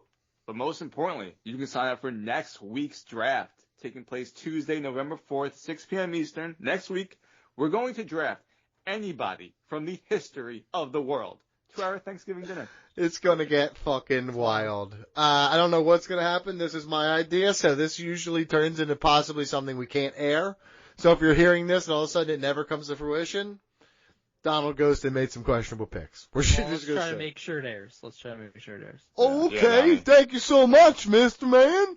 You know, I think it's time for I you mean, to go. it's kind of pivotal that it airs. Dude, I will slap the mustache off your face, no, you will dude. not. No, you will not. Are you wearing a mustache these days? You wearing one? No. Okay, well, try it. It might make it look more manly. I'm out. Peace. Bitch. Go on. I'm heading out. Great. Love you, boys. All right. Yeah, Peace. have a good one, man. We'll talk to you. Hey there, slutties. Guess who's back? That's right. It's the fantastic host, Sammy Switch, welcoming you back to a brand new season of the Suburban Slut Podcast, where I still cover everything kinkery, sluttery, fuckery, and everything in between. Come back on over to my house, and why don't you download the latest episode on your podcast supplier of choice? We are really going to blow your minds with the amazing content we have planned for Season 2 of the Suburban Slut Podcast. Download the first episode, and make sure to stay tuned because we have so much sluttery coming. So come on over, the door is open, and why don't you slide back in to the Suburban Slut Podcast. Strangeness in the latest report. You gotta call Dirt Sheet Buster. Egregious lies anonymously sourced. You gotta call Dirt Sheet Buster. Scoop, scoop, scoop, scoop, scoop, scoop, scoop. No lies, no retraction. Scoop, scoop, scoop, scoop, scoop, scoop. Per a source that's interesting to know. BG. The sky is bluer, the grass is greener, the birds are singing beautifully. Dollywood is gone. Hell It's yeah. just me. It's just you. It's us killing the dirt sheets. It's Dirt Sheet Busters. How you feeling? I love when he leaves. It's so nice. Isn't your world just better? I instantly feel like a weight is off my shoulders. Like, don't you feel just like a new person? Like, Yeah, you're here's just, the thing. like, Like, we have to talk to him on the show once a week. We have to deal with him various other times throughout the week, and it's always a It's the nightmare. And I worst. always wonder, people who are, like, in his life daily, how do they no. deal with that? I don't Can't know. do it. Probably the same way people deal with melts. They just drink a lot, I would assume. Yeah. All right. Let's bust them dirt sheets. BG, we're starting with wrestle votes, okay? Oh, Donnie. Yeah, a Raw segment changed. Hope you don't want to know how. That's all I would want to know. If you're telling me it changed, I'd like to know. Yeah. How. A source backstage at WWE Raw in Sacramento tells me there were a lot of late changes to the opening segment where Adam Pearce stripped Seth Rollins of the World Heavyweight Championship. Wow. Original plans had things playing out differently than what we ultimately saw on screen. That's it. That's it? That's it. Yeah, that's a creative process. I can say that for any Yeah. fucking segment in wrestling history. And you would either be like, oh, okay, or I don't know if I really buy that. But you can never prove it one way or another. Yeah. You know how many times I wrote an article and changed things along the way? Literally, life is trial and error. Hey. And that's what this That's is. deep. I mean, yes, thank you. I assume that many ideas were discussed when they had Right. to call an audible by taking the title off of Seth Rollins. Unbelievable. Yeah. That's so stupid. Not even a follow-up tweet like, here are the things that were supposed to happen and didn't. That would have been Nope, nice. never. Then they wouldn't be on this. But, you know. So that's from PW Insider. BG, how about Cody on Raw last night, man? Now, is this like you saw this today or last week? This is 'Cause like I didn't see him anywhere in the past 2 weeks, so I'm just curious. This is like I saw this yesterday before Raw went on the air. Okay, I didn't see him. How about him? I'm glad we didn't see him. I'm not disagreeing, but okay. PW Insider confirmed earlier today that Cody Rhodes will be at the October 27, 2025 episode of Monday Night Raw at the Honda Center. What exactly he'll be doing remains a mystery. It's kind of like Evolution. It's a mystery. But it's hard to imagine he'll pass on the chance to address Drew McIntyre ahead of their undisputed WWE Championship match at Saturday night's main event on November 1st. Hard as it is to imagine, it didn't happen. He passed on it. That's He wasn't there. crazy. Yeah. Hard to imagine. Well, start fucking imagining it, because he That's wasn't there. crazy. Unbelievable. Wasn't on the show. Couldn't have What a been coward. wrong there. Good job. Yeah. You know what? He was supposed to be there, but he fucking hates the fans, so he didn't show up. He's down Wow. with WWE. That's why George likes both of them so much. Ew. Yeah. This one's from bodyslam.net. BG, how great was Santos Escobar's return on Raw? Wow. I don't remember seeing him either, Mike. What No? happened here? What show did I watch? That's yeah, maybe we're watching the wrong thing. Like when Donnie watched the wrong Rumble, he thought we were watching a Royal Rumble. That was amazing. Bodyslam.net That was a has good movie. confirmed that Santos Escobar is scheduled to appear on the October 27, 2025 edition of Raw, live from the Honda Center in Anaheim, California. So there could be no mistake about when they were saying this was. Yeah, I All like that that they put that in there. There you go. This marks his first on-screen return since becoming a free agent earlier this month. While it's still unclear if he'll wrestle or just make a dramatic entrance, Escobar's presence is now locked in for what's expected to be one of the most stacked episodes in recent Raw memory. Couple Oh things. my god. I don't know who thought this was going to be one of the most stacked episodes of Raw in recent No, memory. they just lost Seth. It was just normal, but locked in that Santos Escobar is going to be on the show. I'll be honest, I love Santos Escobar. Would have loved to see him on the show. Yeah. Wasn't on the show at all. Mike, no Cena, no Roman, no Brock, no Seth. Was Becky even on this show? No. So who Okay. was who How was is this the most anticipating this to stacked? be one of the most stacked shows in recent memory? 5 of the top stars is not there. The show was fine, but there was nothing stacked about it. No Cody. No Cody, even though I was Unbelievable. promised he would be there. Yeah. Oh. Wild. All right, BG, we got a three-parter. We got a little bit of Melts. We got a little bit of Sean Sapp. Oh no. Melts' WWE AI report gets owned. Oh he my keeps- god. He keeps tweeting through it. He As sure he is. He sure is. The whole point of Dirt Sheet Busters was basically my hatred for Melts and how he pulls the wool over people's eyes and tricks them because he has, for whatever reason, a name in the wrestling business and people just believe whatever he says. Mm-hmm. But the hatred has evolved over the years to where he's a horrible person Mm-hmm. and he just makes shit up based on his biases. Yep. It's sure not even does. about just being a bad journalist at this point. It's just being a bad person, too. Yep. That's Melts. See, All to right. me, Mike, before you go on, Mhm. this AI story, specifically the part of like, oh, it spit out Bobby Lashley, Love is Japan, blah, blah, Yeah. blah, blah, right? That right there is just everything that's wrong with Melts. Because It's fear-mongering is what it is. it's not even that. It's that someone told him that he's reporting this, that someone from WWE told him this, right? Mhm. Nothing triggers in Meltz's mind of that's so unbelievable that I need to go try to Follow up. verify this with someone else in Right. creative that this actually took place. Instead, he just runs with it. And he looks like a fucking idiot. And by the as way, far as I'm concerned. that's one of the main things you learn about journalism, especially in like college. If you're a journalism major, is you can't publish a story with one anonymous source. You need multiple sources before you can publish a story. He almost never has multiple sources. No. It's just like this random person told me this, and that's it. Yeah. But the reason why he takes and runs with it is because he knows, like, okay, I know what my fan base is. It's all people that hate WWE, because I hate WWE, and I tell them to like AEW and whatever else. And if I put this out there, they're gonna be like, oh, that's it, that evil fucking terrible WWE, and they're gonna believe everything I fucking say and eat it all up. That's what this is. But all right. Cyrus Kausari was recently hired as WWE's new senior director of creative strategy. According to a new report from F4WOnline.com's Dave Meltzer, Paul Levesque, Triple H, introduced Kausari to WWE's creative staff as the person who would lead WWE's transition to AI-based storytelling and integrate AI into creative services like video and graphics.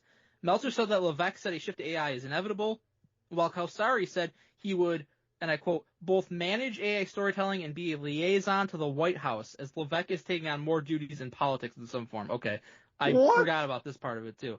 That has nothing to do with anything. I don't know why. Why would the AI guy who held roles at One MMA and BuzzFeed be liaison to the White House? How does that add up at all? And this is his other thing that he's doing in every report now, having to do with Triple H. Is, he's trying to take on politics. Yeah. It's not really the reality of the situation. The reality of the situation is his mother-in-law is in Trump's cabinet, and so there's a connection there. And I believe... Well, they brought him and, like, Stephanie in for something. Yes, and I believe Triple H, like, the plan had originally been for, like, Hogan to have some kind of role in, like, health and nutrition and something with Trump. And then he died, so, like, Triple H is, like, Linda's probably like, do I got a guy for you? My son-in-law. And that's what do you get any impression that fucking Triple H is, like, trying to get into is Triple H gonna run for president? Don't get that fucking impression at all. But no. Meltz has to throw it in there because that's another thing. Hey, I'm very upfront about how I feel about the fucking president. Everybody knows that. But this is because, and honestly, Meltz's fan base probably feels the same way I do, but he uses this to fearmonger and brings a shit up that has nothing to do with anything. I think it's more he uses it to fuel his hatred of Triple H. That too. By invoking politics, invoking Dana White, who's an incendiary figure. To me, it's just a continued 25-year-old vendetta of Meltz against Triple H. Right. I mean, he's always hated him. I don't see Triple H really doing a different job, to be honest with you. I think this will be his last job, and I think this is what really he always enjoys. wanted. Exactly, he always wants. He's been to be training involved for this with for how creative. long? Since like '99. I mean, Right. since before he was even with Stephanie, he was in the meetings and wanting to be part of it. So, I don't see him wanting to do anything. He fucking pulled Shawn Michaels into doing this because he liked it so much, Wrestling's always been right? everything to him. He said that time and time again. So I think the creative process, which is another thing about like Meltz not understanding what he's even putting out there, right? The whole thing of like this whole AI, like he's basically trying to get one over on WWE. Oh, they're going to use AI to create storylines. It's basically what Meltz is trying to put out there. He's basically trying to say there will be no creative team, there will be no writers. They'll punch something into AI, and AI will tell you what the story is, and that's it. That's what he's trying to suggest. That's what he's trying to suggest, and yet Triple H is the head booker. It's the idea generation from his mind and everyone else around his team. So you're going to tell me that this guy who's wanted to do this for 25 years, he's been doing it for 3 years, been doing it since the NXT came about almost a decade ago or whatever, and that he's just going to give that up to a fucking AI? Right. No, he's not. That's the last thing he's going to fucking do. Doesn't add up. And then in this report, he goes on, Meltz starts talking about like graphics and video and shit like that. Like that's not the same as far as That's a totally different thing from creative. Right. That's not the same as putting in storyline ideas that they're talking about on WWE Unreal that we're watching and day to day of them talking about ideas of how to book storylines. and matches. Like, that's not the same thing. It's just stupid. You mentioned this, by the way. The report noted that WWE already has a contract with Writer AI, a platform that was already fed WWE content and came up with some storylines according to one source. Emphasis, one source. Mm-hmm. A lot of that lately, Mike. Yeah, came up with some absurdly bad storylines, including Bobby Lashley being a wrestler who's obsessed with Japanese culture and history. Aside from Lashley not being with WWE anymore, the general belief is that AI could have a major impact on storylines once the bugs are worked out. Major impact. So he's trying to make it seem like they'll be dictating things through AI. All right, so here, follow-up. Fightful Sean Ross Sapp cleared up the confusion during a Q&A on October 19, 2025, explaining that WWE is using AI tools.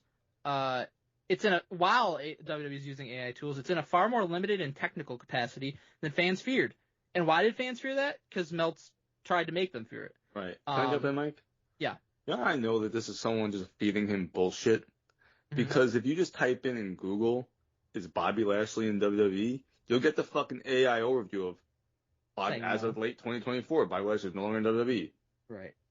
After leaving the company, he signed with All Elite Wrestling. That is the fucking first thing that you see if you type it in. So AI knows he's not in WWE. Right.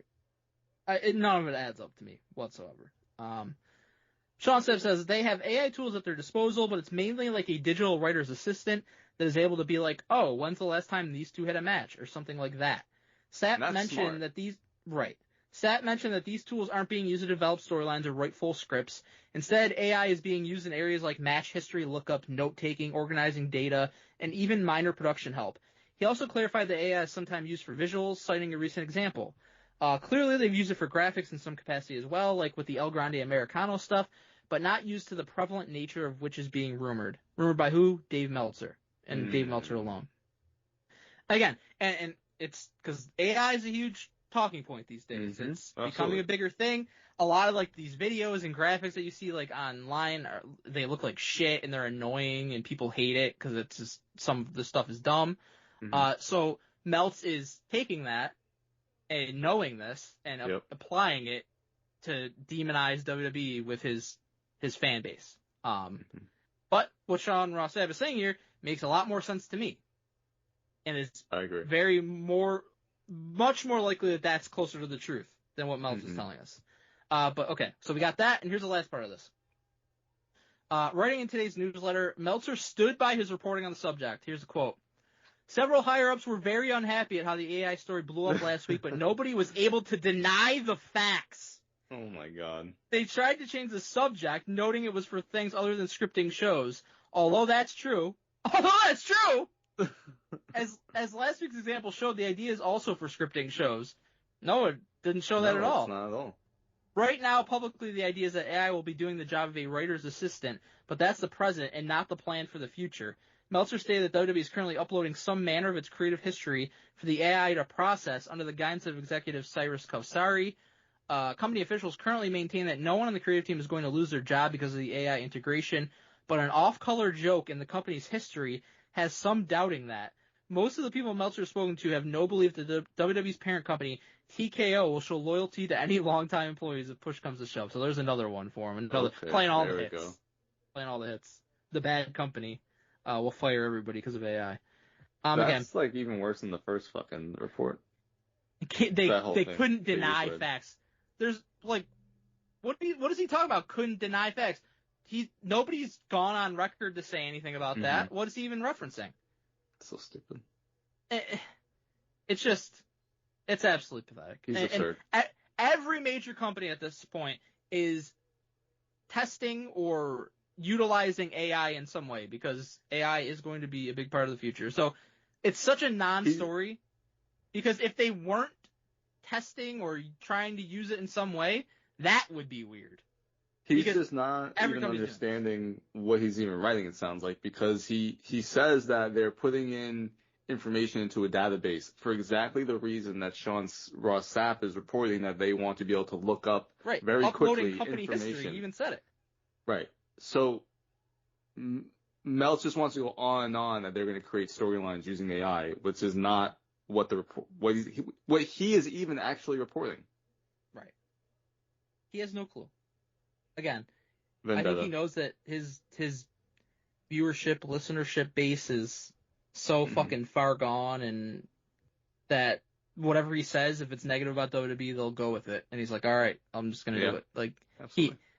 he has absolutely no fucking morals at this point. And he wants to talk about as much as WWE doesn't. He doesn't either. All right, BG, Jacob Fatu is gonna be out for months. Oh, that's upsetting. Psych! Oh, that's better. Happy? Yeah, I'm sure. I don't know. I'll wait for you to read this for me. In an update from BodySlam.net, it's been revealed that Jacob Fatu is currently dealing with a non-wrestling related injury. According to sources close to the situation, the issue is serious enough to potentially sideline him, and I quote, well into 2026. Whoa. Well into 2026 means no Rumble, for sure.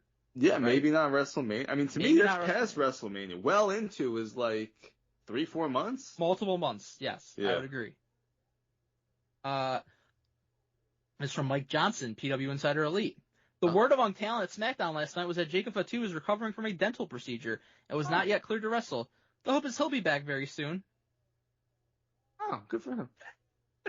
Those are two very different reports. Very different. I wonder what he would have that you're not able to wrestle. I don't know. I guess a dental procedure makes sense to me because the way they did that angle on SmackDown was they had like his teeth on the floor or whatever. So I would tend to agree with that, and I don't think that would be something that would keep you out for well into 2026. So I tend to believe the PW Insider report more so. Interesting. Yeah. All right, you ready for the coup de grace? Double stomach. From Wrestling Observer Radio. AJ Styles is retiring next year, per his own words. You agree with that? Yeah, he's fucking said it like 3 times. AJ Styles has officially put a date on the end of his career, confirming that he plans to retire in 2026. And WWE is reportedly already making preparations to ensure his farewell is a significant event. According to Dave Meltzer on Wrestling Observer Radio, conversations have already begun on how to end Styles' career. Here's a quote. There was a plan in play for how to handle AJ Styles' retirement in 2026. While specifics are not yet finalized, the company is committed to giving him a proper send-off. Meltzer added, it's not fully locked in or anything, but the idea is we're going to do something. The internal belief within WWE is that Styles is firm on his decision, with Meltzer stating, so yeah, they believe he's retiring next year. During an appearance on the WWE Crown Jewel kickoff show, Styles spoke about his decision, citing his age and a desire to step away from the ring before his performance declines. So, dude, give AJ himself said, I am retiring at the next year. Next year is going to be my last year as a wrestler. He said that before Crown Jewel, before the match against John Cena at the kickoff show. All over the wrestling news, huge deal. Belts has to do a report saying they believe he's retiring next year. They believe that he's doing what he said he's doing. And then the idea is we're going to do something. We're going to do something. Yeah, we're going to do something. All right. We're going to do something. This is what people pay him for. This is fucking pathetic, Mike. This is one of the worst. Yeah, pathetic. I have to remember this for the rest of these. BG, we know how Melts did, but how we do. I'm going to punch Melts.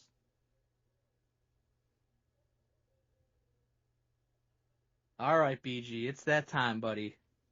It's fantasy standings time. How you feeling? Not good, man. I feel like I've had a rough couple of weeks. Okay. I'm very upset. I mean, you've been on top most of the season. I know. Obafemi's not fucking wrestling. Penta and Rusev not doing what I thought they were going to do. I don't know, Mike. I'm not feeling good.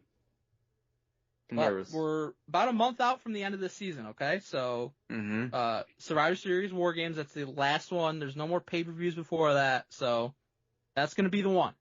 But all right, last place, 10th, negative 87.5, Donald Wood. Holy shit. What a loser. That's insane, dude. I wonder if he gets a negative 100. You're going to appreciate that even more once I get through the full standings. It will go over why. Okay. In 9th with negative 2.5, Austin Red. He's in negatives, but he's 85 better. That's crazy. In 8th with 27.5, George Cruz. That's significantly Wow. higher. That's a lot of points compared to Donnie. Yeah. In 7th with 30, Reggie Gill, superior to Donnie in every way. Hell yeah, he is. Speaking of that, with Wow. 35, Big Money Mike. Good for you, Mike. Holy Thanks, shit. man. Been slowly working my way up the board here. But you have over 100 more points than Donnie. That's a fact. Absolutely. In 5th with 40, Mongo. Oh, Mongo. Okay. Mongo, having a good season. Yeah. In 4th was 67.5, Jim Del Chapo. Here's the thing about Jim Del He Chapo. fucking drafted. He didn't draft. He didn't draft. He picked up 5 random people after the draft was over because he couldn't make the draft. Wow. One of them was Sami Zayn, and if he only had Sami Zayn this whole time, he would be basically in first place. Right. But some other people got negatives. The beauty of it, though, for him, Mhm. not only does he have Sami Zayn, he's got Dragunov. Holy shit. I didn't even know So- Dragon was like coming back. He did the switch, and now Dragunov's going to get all the wins. That's crazy. He might win the whole thing. He's got a shot. He's got a shot. Holy Uh, shit. In 3rd was 72.5, Everson Godfrey. These are high scores. Yeah, that's very good. In 2nd with 85, BG. I knew it, Mike. Fell in Fuck. the top spot. Yeah, dude, my first round pick has 0 points. They didn't even use him.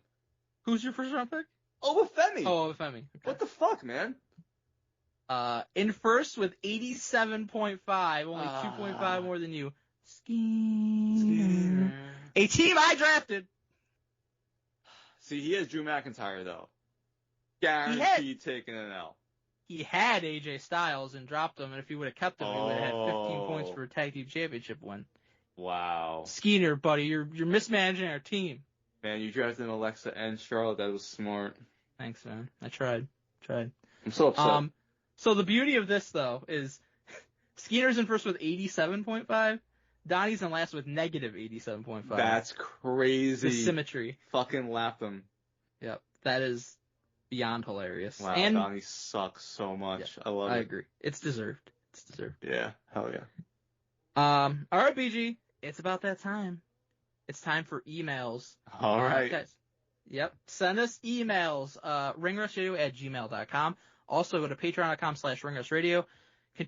Contribute to the email tier higher, and we have to read at least one of your emails every single month. Starting off with a real good one. It's from Clint, Dr. Death Steve Williams. Subject, draft bracket. You might have heard this term before. Hey, Makes me Rusty mad. Trombones. Donnie's Hey. always mentioning draft brackets, and Mike's always claiming it isn't a thing. So Yeah. I made it a thing. Here's a Oh. bracket of 16 randomly seeded drafts y'all have done in the past. Let's see which draft y'all think was the best. Thanks for all the content-entertainment over the years, and ring rust! Ring rust? So every time Wow, I like this. every time we do a bracket or draft, Donnie's always like, "Is there a draft bracket?" Because he doesn't He's a fucking care, idiot. and yeah, well, first of all, yes, he's an idiot, and he also doesn't care about the show and like Mhm. making it good or even caring about what we're doing that day. And I always have to correct him. But now we have a literal bracket about all the drafts that we've done. That's And we're gonna very determine fun. what's best. All right, let's do this. I love it. I got to get a coin out though, Yep. because Donnie Get that didn't coin care out. to be here. All right. Mhm, he sucks. All right, let's do it. First matchup. It's the 1 seed, the Buffet draft, against the 16 seed, the Build a Zoo draft. This is a good matchup for first round. Holy shit, what a matchup. Because the Build a Zoo draft, we got one of the fucking greatest stories ever from Dick, Yes. right? So, But I love food, Mike, and the buffet draft was so much fun because it's just, you're hearing about different people's different palates and everything, but there's just so much good food out there. I'm a foodie. It's a number 1 seed for a reason, Mike. I'm going with the buffet. I thought both of these were just spectacular. Mhm. Two of my favorite ones that we've done. I feel like Build a Zoo was like a idea that I like really pushed for and came up with, and I thought it was very fun. Mhm. I'm gonna Build a Zoo. I love Alright. zoos, man. So Hell yeah, I we're love gonna have zoo. to flip that coin. What do you think? With that coin. I'm thinking. We're gonna go with tails for buffet. All right, tails for buffet. Lobster tails. It is heads, the upset. The upset, 16 seed. Let's go. 16 seed. But by the way, I'm looking at this bracket. Mhm. No one else out there is fucking doing what we're doing. I agree. This is wild shit.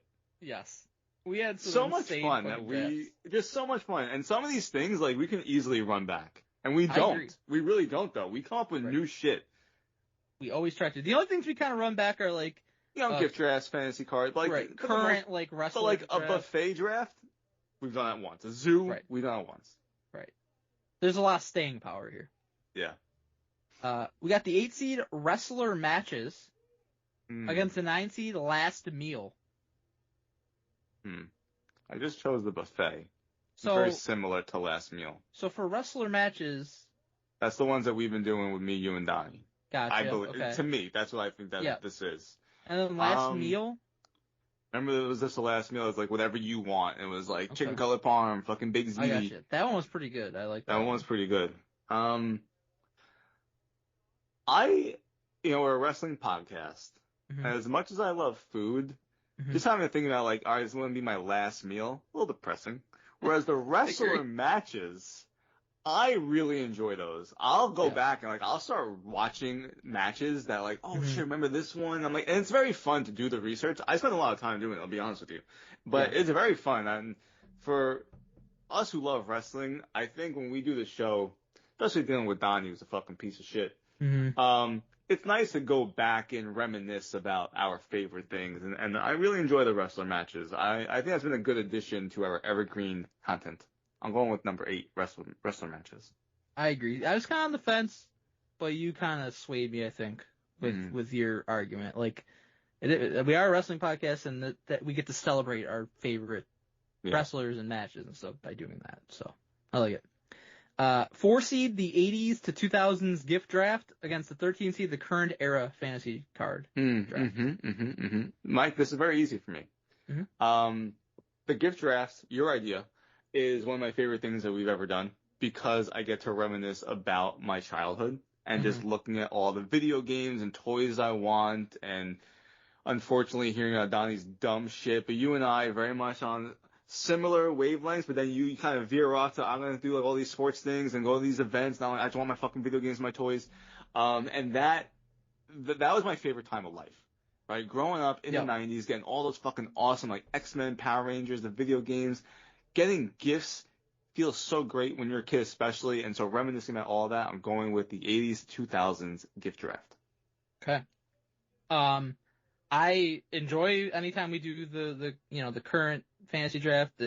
The beauty of that one and why we can do it over and over is because we can do one this year, and then next year it's going to be totally different guys on top, and it's always different. And we've done a lot of other good ones like for specific eras, which I really enjoy also. But I agree, I'm going with the 80s, 2000s gift draft. This is another one that I really like. We've done this like basically 3 years, 4 years running at this point, and like you said, it's us just kind of like remembering our childhood Christmases and how great it was, and just taking all the stuff that we like or the stuff that we wish we could have had that we didn't have. And it's just, and I think it's the perfect thing for our Christmas episodes. So absolutely. Then we got a 5 seed, the ice cream truck draft against the 12 seed movie theater draft. Man, we do some awesome stuff. The movie theater one is very fun, and this is not because it's food. I'm going with the ice cream truck because it ties in again what I was saying about the gift draft. A lot of reminiscing about childhood. One of my favorite things was the ice cream truck coming around or going right out of school. They would always have like the ice cream truck parked right outside at school, right? Like elementary school. So and being able to get like a fucking, the Ninja Turtles with the fucking gumball eyeballs. The gumball eyes is always great. Or a pink cone, or the wrestling ice cream. Like, there were just so many good things to choose from, and so going through and having to create the big board of that was so much fun. Of going through all these websites of all the different ice cream trucks that there were, and like what different ones they had. Like, I love that one so much. It was, again, going back to like childhood and reminiscing. I'm going with the ice cream truck. Yeah, I like both of these. Like, the movie theater one was actually really fun, too. I think that might have even Mhm. been your idea, that one. And Yep. we, just kind of, like, thinking of all our favorite movies and, like, trying to Mhm. put it together, like, you gotta have some comedy and some action and Yeah. all that kind of stuff. That was a really good one. I agree on the ice cream truck, though. A lot of it was, like, because of how fun it was, like, just, like, us looking back at these things, like, seeing stuff we Mhm. didn't even... I remember the fat frog, and Donnie was Oh, like... yeah. Remember that? Donnie took a picture of the fat Yeah. frog. Like, what the fuck is a fat frog? Yeah.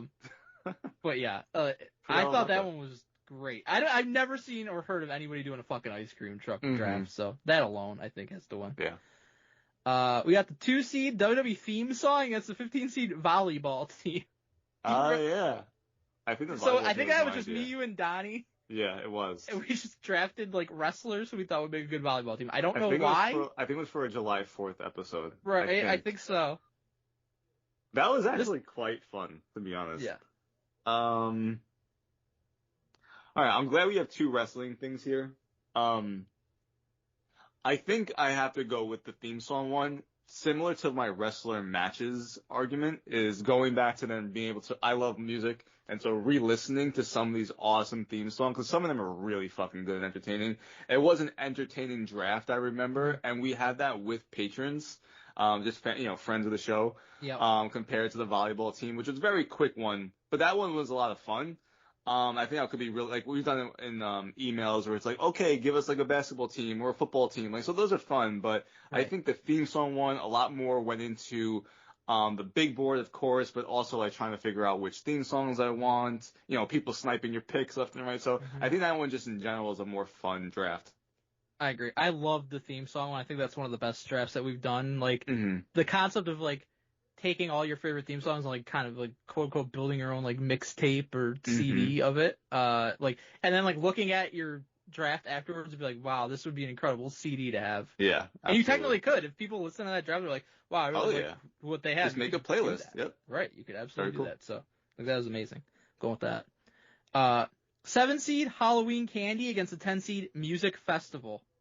Yep. Music Festival one, that was a wild draft, I recall, because we had friends of the show, and just everyone's musical taste is going to be different person to person. Like, you and I both might like rap, but then Donnie only likes hard metal and doesn't like any, rock and this and blah, blah, blah, whatever. Right. So it's very interesting in that, but to me, very similar to the ice cream truck draft. Halloween Candy. This right now, we're recording this. We're days away from Halloween. One of the best times of the year for the three of us. I feel like we love Halloween.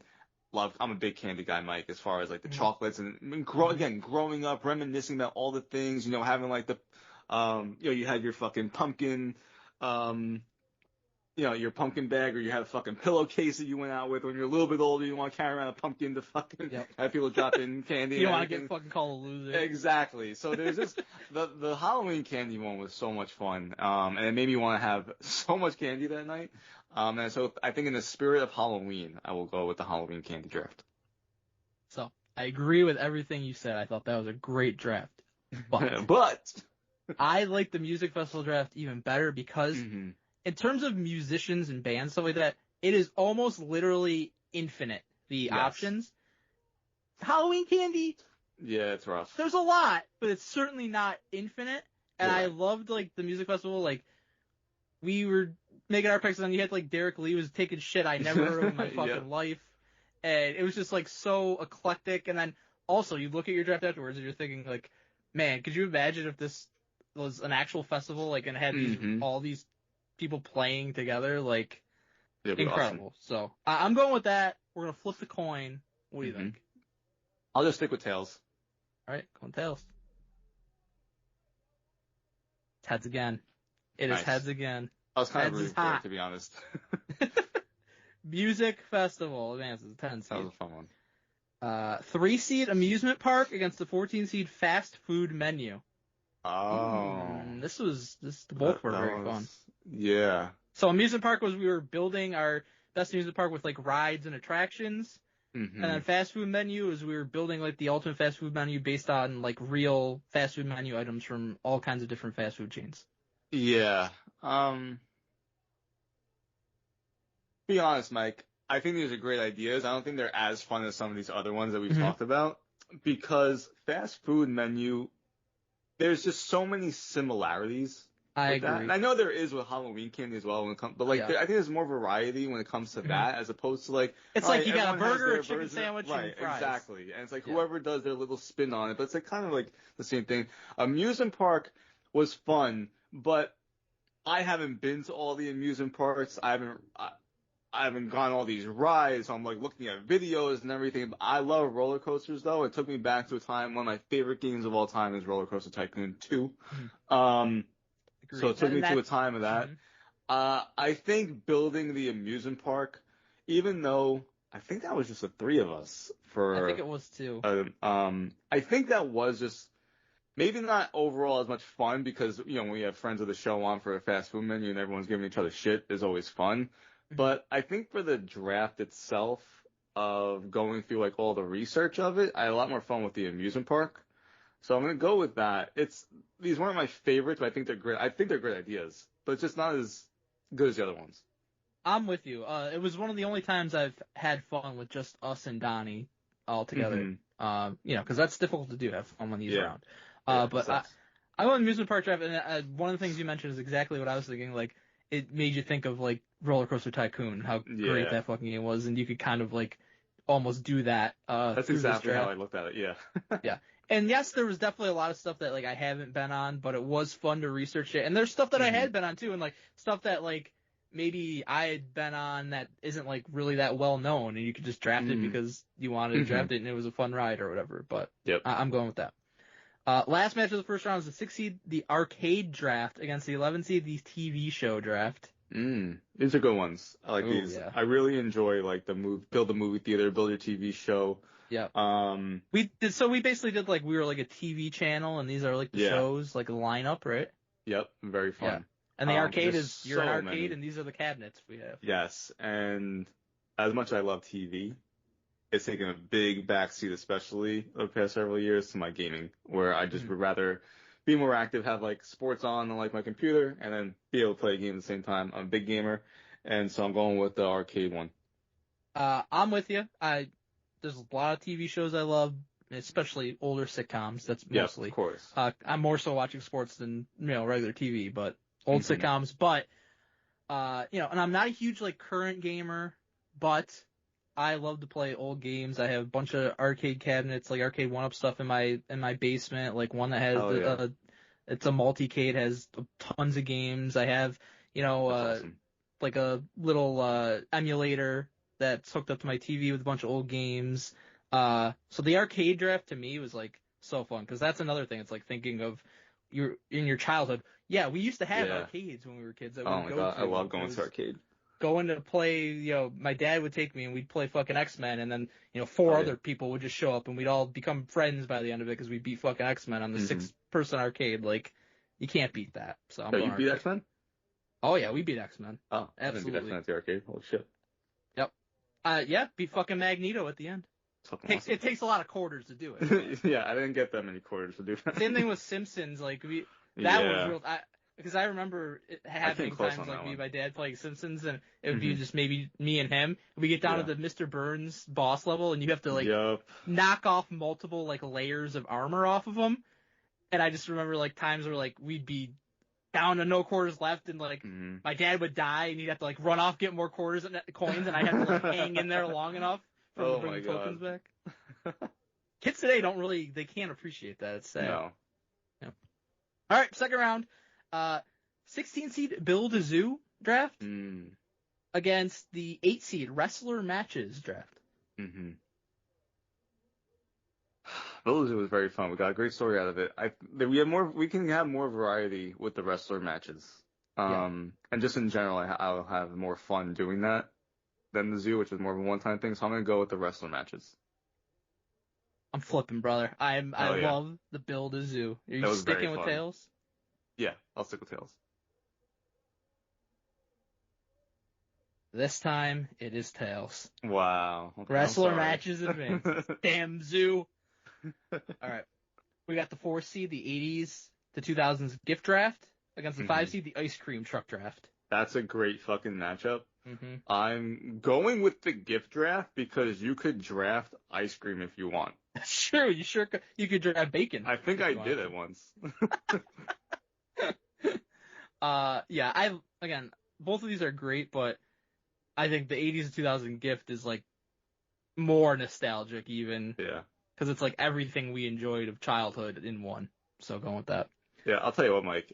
The gift draft, underseated. I Number agree. 4. I'm sure it's little- random. I'm just saying, like, Little preview. oh, it There's is gonna be random. kind of yeah. a little spin on gift draft this Yep. coming. You can holiday announce season. it. You can announce it. Doesn't matter. No one's listening. Oh, so Donnie's not basically here.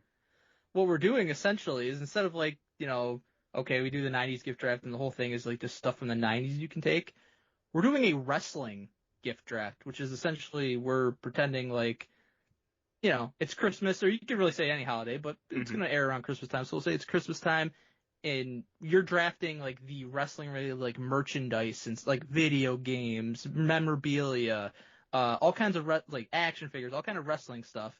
And we're going to draft based on that. So it's going to be just like the gift draft, but it's all wrestling. Any wrestling stuff there's ever been, we can draft off of that. So I think that's going to be very fun because it's taking the gift draft and it's adding the wrestling element to it. I love that. That was a great idea on your part. I'm excited for that.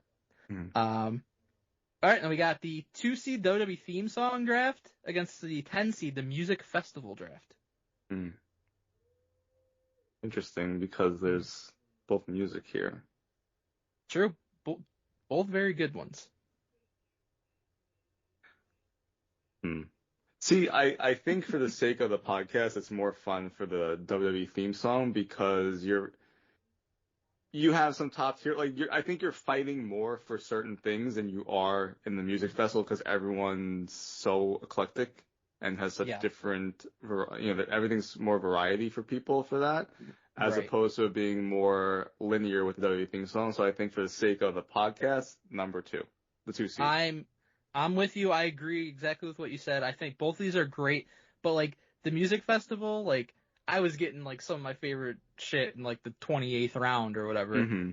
The WWE theme draft, yes, I think people have different tastes, but like everybody who's like being honest with themselves would be like, oh, the DX theme song is one of the greatest fucking theme songs of all time, Right. Like whereas with like a musical artist, there's like fucking millions of them basically, so it's hard to have that same thing. So I agree. I think that was more challenging. Yeah. And we got the 3-seed, the amusement park draft against the 6-seed, the arcade draft. Oh, baby. This is easy for me. Arcade draft, I can get Roller Coaster Tycoon, any of them, and have my fill of an amusement park if I really want. So, as a gamer, arcade, easy. That's true, and I agree. And a big reason for it is, as we said, like, for the amusement park draft, we were kind of sometimes drafting stuff based off, like, what secondhand accounts and what looks cool. Arcade draft, everything I drafted, I played that at one time or another, whether it was at the arcade, at home, whatever it might be. So I had connections to these games, and I would want them to be in my arcade if I actually had one. And then we got the final 4 here. We got the 8-seed, the wrestler matches draft against the 4-seed, the 80s to 2000s gift draft. Yep. We are a wrestling podcast, but the gift draft is too much fun, too much reminiscing. You can get some wrestling-related things in there anyway. Being able to go back to the childhood, it's going to be tough to beat that for me because I love talking about my childhood and the things that, especially more importantly, the things that we had growing up. The TV, the toys, just like the IP that was out there. I mean, it was just, that's my, you're growing up as a person and getting all these things. And so being able to like relive who that. You are. It shapes who we are today. And being able to like, you're not really getting it, like to quote unquote get something that you didn't have, like you said before, of like, oh, now I can finally have the sense of that. Like, it is fun, like to be like, oh, I always wanted this fucking thing, and now I can actually, draft it to my team. Like, I think it's very fun, the gift draft. Yeah, I'm with you, and I think the beauty of the gift draft is, yes, you can have the wrestling related stuff like you said, and we've certainly taken wrestling related stuff in these drafts, and we're gonna take all wrestling related stuff in this upcoming one, in December. But it's also all the stuff we liked, toys and games and activities and whatever it might be. And like this show is wrestling, but it's also about all that kind of stuff too, because we're always talking about that stuff. And part of, and we get emails about it, and like you and I did like our top 10 toys from the 90s. Man, that was awesome. I love that. So this has everything that we like. So I'm going with that. And then the other matchup is the 2 seed, the WWE theme song draft against the 6 seed, the arcade draft. That's a tough one. I'm just such a gamer, Mike, that I'm going with the arcade. I love both of these. This is very difficult. Yeah. Theme song one was fun. Yeah. Want to flip it? Yeah, let's flip it. And you know what? I was actually thinking we should maybe do the theme song draft again at some point. Because it's funny because not that long ago, Chris Jeter texted me. He's like, dude, I got this great idea. You're building your own like theme song CD. I'm like, this is a great idea, but we actually already did this. Yeah.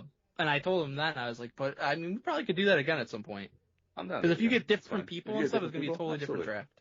But yeah. And we already have the big board set up, so it's easy. Because there hasn't really been any new theme songs that are good to put in there. Right, most of the new ones are ass, so we don't have to add that much. You sticking with Tails? Yeah, let's just go with Tails. All right. It's heads. It's the WWE Wow. theme song. Okay. So the final. I'll tell you what, Mike. This makes my life a lot easier. Honestly, I think I was going with the same thing either way, but I agree, but it just is a little easier. 4 seed 80s to 2000s gift draft against the 2 seed WWE theme song draft. Yeah, when I saw this bracket that this was on here, I was like, there's no chance of anything else beating it for me. Because even if it went up against the arcade, I can draft a fucking video game console as I do. Exactly. We both draft you and I draft 6 consoles each, and Donnie take one or none. Yeah. And I call us nerds for liking the best thing, but okay. Yeah. I'm perfectly fine being a nerd. I love my video games. I love my gifts and my toys. It is just as much as fun as we have reminiscing about theme songs and as competitive I felt that draft was, and people having different tastes or whatever, but about which wrestlers they want kind of on their quote unquote team. The gift draft is I just think it's so entertaining. Right, yeah. With us doing that, and maybe one day we open it up to having patrons on for an episode like that. I think that adds a lot to it then potentially if we do that. Yeah, exactly. Because I'm always locked in. I'm like, all right, give me my fucking 8 video game consoles to start this whole thing. Right. I'm perfectly and fine Donnie's with not going to take them, so it's just you and me battling. But if we have other people, then it's going to be tougher and different. Yeah, the gift draft. That was a brilliant idea that you had. Thanks, man. Looked forward to that one. I can't wait for people to hear the wrestling one in December. It was just to me clear as day the top seed, and I didn't think anything was going to beat it, to be honest. Yep. I could not say it better myself. I agree. It's the most, it's fun talking wrestling to a degree. It's less fun when Donnie's involved, but even Donnie being involved in this gift draft, I literally look forward to it all year and love doing it, even with him there. He even will act normal and kind of fun and not be a drag in these. I agree. It's probably the best. That shows you how good it is. Thing that he does each year. I agree. He's a piece of shit, though. I wish he wasn't on the show. 100%. But that was a great fucking email. Thank you. That's a great email. Very fun. The thing is that we have so many drafts. He could send us another time of all different 16 drafts. I'm sure we've done at least 16 other ones too, for sure. Absolutely. You can even do a bracket of brackets. Next email comes from Matt Bowers of Pain. Yep. Subject is WrestleMania Pokemon card. Oh my goodness. Hey, Mike and BG. Fuck Donnie not giving a shit about the fans. Agreed. I agree. I was listening to the Pokemon bracket the other week, and it got me thinking how fun it would be to have a WrestleMania Pokemon card. Make a card of Pokemon battles, make stipulations, or battling for a belt. Have fun. Matt Bowers. All right, Mike. Oh, baby. I will go first. Okay. And I spent a lot of time on this, going through Pokemon. A lot of decisions were being changed on the fly. It was difficult. It's extremely difficult. I've mentioned it before. There's the Pokemon TCG Pocket game. Me and Colin are addicted to this. I've been trying to get Donnie to open packs with Lucy and Donnie on the YouTube to gain views. He won't do it. He absolutely should. Mike, it's one of the most addicting things. It's so much fun opening packs, and they also have battling on there. So I've gotten to know a lot more Pokemon I had, because there's a lot of games, or there's quite a few games during those early 2000s that I wasn't playing. Right. I didn't get back in until like 2013. I got 3DS to get X and Y, and it got me back into Pokemon. Pokemon was one of my favorite things growing up. Grew up in the 90s, like getting Pokemon Red, Pokemon Blue. These were fucking iconic games. I know you had Yellow, right? Red. I had all three. Yellow's my favorite one. I had Red, Blue, Yellow, and then Silver and Gold. So I like Gen 2 also, but after that, I really don't know anything, So like Gen 2 comes out, that's like around 2000-ish. I wasn't playing. I was kind of done with Game Boy, and for the most part, like Pokemon cards, I'm in high school now, right? So Pokemon cards are phased out. But like Pokemon was the thing when it came out. My whole school, like Pokemon cards, everything. So Pokemon, especially now. I didn't even know what the fuck it was, and then one day it was everything. I was like, oh, it was like a whirlwind. It was unbelievable. I love the show. And Pokemon, now that the card game is out on mobile, like me and my friends have gotten into it. We're talking every day about what we're getting in our packs. Like, it's absolutely addicting. So, love Pokemon. So started out, I was like, holy shit, there's so many. I was like, you know what? We're going with the original 151 with exceptions. I did no exceptions. All 151 only. So I have 10 matches. I Tony Khan'd it. Same. I'm sure we're gonna have very different cards because there's so many possibilities. I had so many different things. And I just started to like, you know what? Let me try to create some type of like actual wrestling card here, like some type of storyline for some of them. So it's my Pokemon WrestleMania. The commentary team is Meowth, Ditto, and Snorlax. Snorlax sleeps through the entire show. I didn't do that, but I would definitely have Meowth. You know what? Team Rocket on commentary. There you go. Very fun. Yeah. I'm gonna start up from the bottom, from the opener all the way to the main event. My opener is Pidgeot versus Aerodactyl. We're going to the skies. Good battle through the air. I like yes. We have the tag team titles. This changed so many times, Mike. So it's not like the greatest thing, but I wanted certain Pokemon on my card. Mm-hmm. The tag team championships, Hitmonlee and Hitmonchan are okay. Team. Poliwrath and Dragonite. I had them in different things. Okay. I was like, you know what? I'm just going to put them together here. Machamp and Golem. I originally had them in a match against each other, but then I put them as a tag team. So I thought they were like very wrestling related tag team. And then Ninetales and Arcanine. I also had them in a different match. Opposed. But I was like, you know what? I'm going to have a fire team. I have a tag team championship match with Hitmonlee and Hitmonchan as a team, okay? Mm-hmm. Yep. I may or may not have Ninetales versus Arcanine as a match. Okay. Yep. See, I originally had that and I switched it. Like it was like that's so perfect. They have to be involved with each other in some way. Exactly. Next up, Mike, I have a cinematic match. Oh baby. Because I really needed because Pidgeot and Aerodactyl are going to the skies, but I needed something cinematic for the flair that Articuno, Zapdos, and Moltres would have in a triple threat. Yep. The legendary birds. I want fucking Matt Hardy and Jeremy Borash producing this shit. I have them together in a different form of match. Okay. I probably had, Mike, the match that you have, and then I changed it.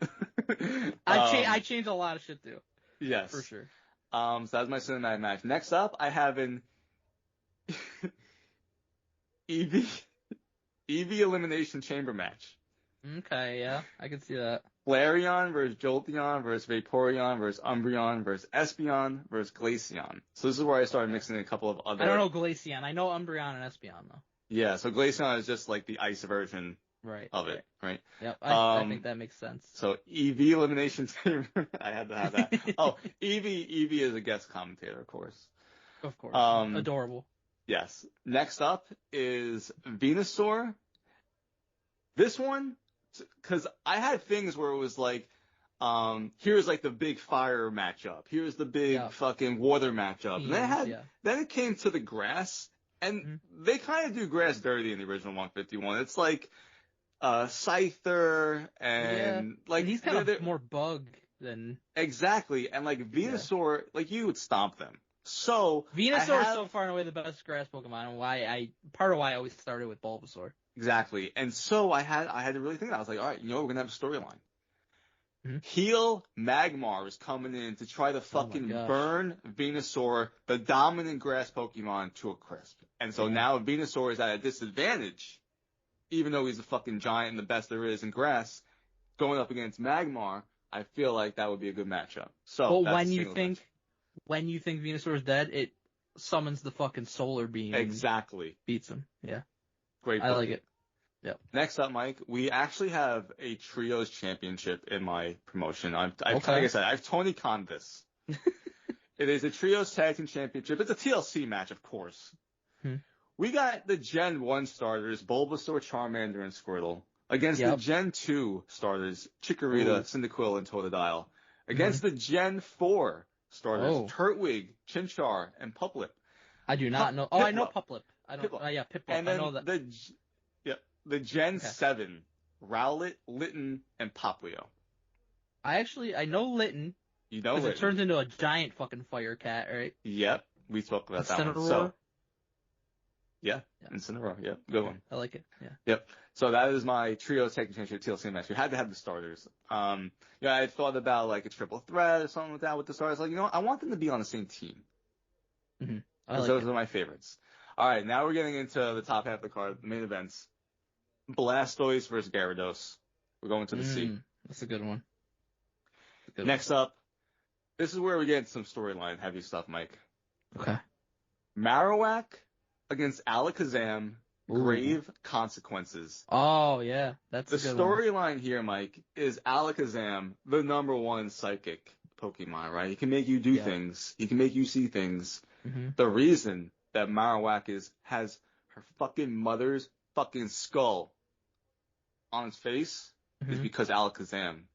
Oh, it was fucking him all along. Shit. Exactly. It was Alakazam all along. Yeah. I got Alakazam a very important match too. Mm-hmm. I love Alakazam. It's one of my favorites. Awesome. Next up, this is the co-main event. Okay. Pikachu against Gengar. All right, because Pikachu, he's like number one babyface. I need like a dominant heel here. Yeah. And Gengar had to be the person. I think I know your main event. I think you do too. And Pikachu versus Gengar is the World Championship number one contenders match because the championship match for the Pokemon World Champion is falls count anyway because we're going all over the place with these two Pokemon. It's Charizard against Mewtwo. Mm-hmm. Good choice. Thank you. That's my card. Okay. That's a beautiful card. That's beautiful. Thank you. Here's what I got. Opener. Speed all day. Mew versus Ditto. So, Mew, I believe, is the fastest Pokemon, maybe the best defensive Pokemon, or one of the best defensive Pokemon. I think the best matchup for it would be itself. So Ditto turns to Mew. Mew versus Mew. Mew versus Mew. I like that. That'd be fun. Second matchup, you gotta lighten up the crowd a little bit. You gotta hot opener, you gotta lighten them up. You gotta have a little fun comedic match. Psyduck versus Slowpoke. You don't know what these crazy guys are gonna do. I thought you were gonna say like Mr. Mime against Jinx. Mr. Mime is nowhere near my fucking card. Yeah, same. He's not allowed in the building. Yeah, agreed. His poster's on the wall. Do not let this thing in. Then I got a match we talked about before: Ninetales versus Arcanine. Two of the most majestic, beautiful Pokemon. I love them so much. Going at it. Like the two Roman Reigns of Pokemon, basically. Absolutely. By the way, before we go on, I love Psyduck. Psyduck is hysterical, especially in the cartoon series. Yes, exactly. Psyduck was like one of those fun things in it. Literally never doing what he was supposed to do. I got one. It's your classic strongman versus big man matchup. Machamp versus Snorlax. Yep, I can say that also. Essentially, is a freaking wrestler. Yes. So he's got to be on the card, and basically he's got to try to body slam Snorlax. Nobody's been able to. I like it. Can Machamp do it? I think so. I think he can do it. Now we got a TLC match. Oh, TLSEA. TLC. Oh, okay, I see. Dragonite versus Gyarados. Yep. My original one was Blastoise versus Gyarados versus Dragonite. I switched it. That would be sick.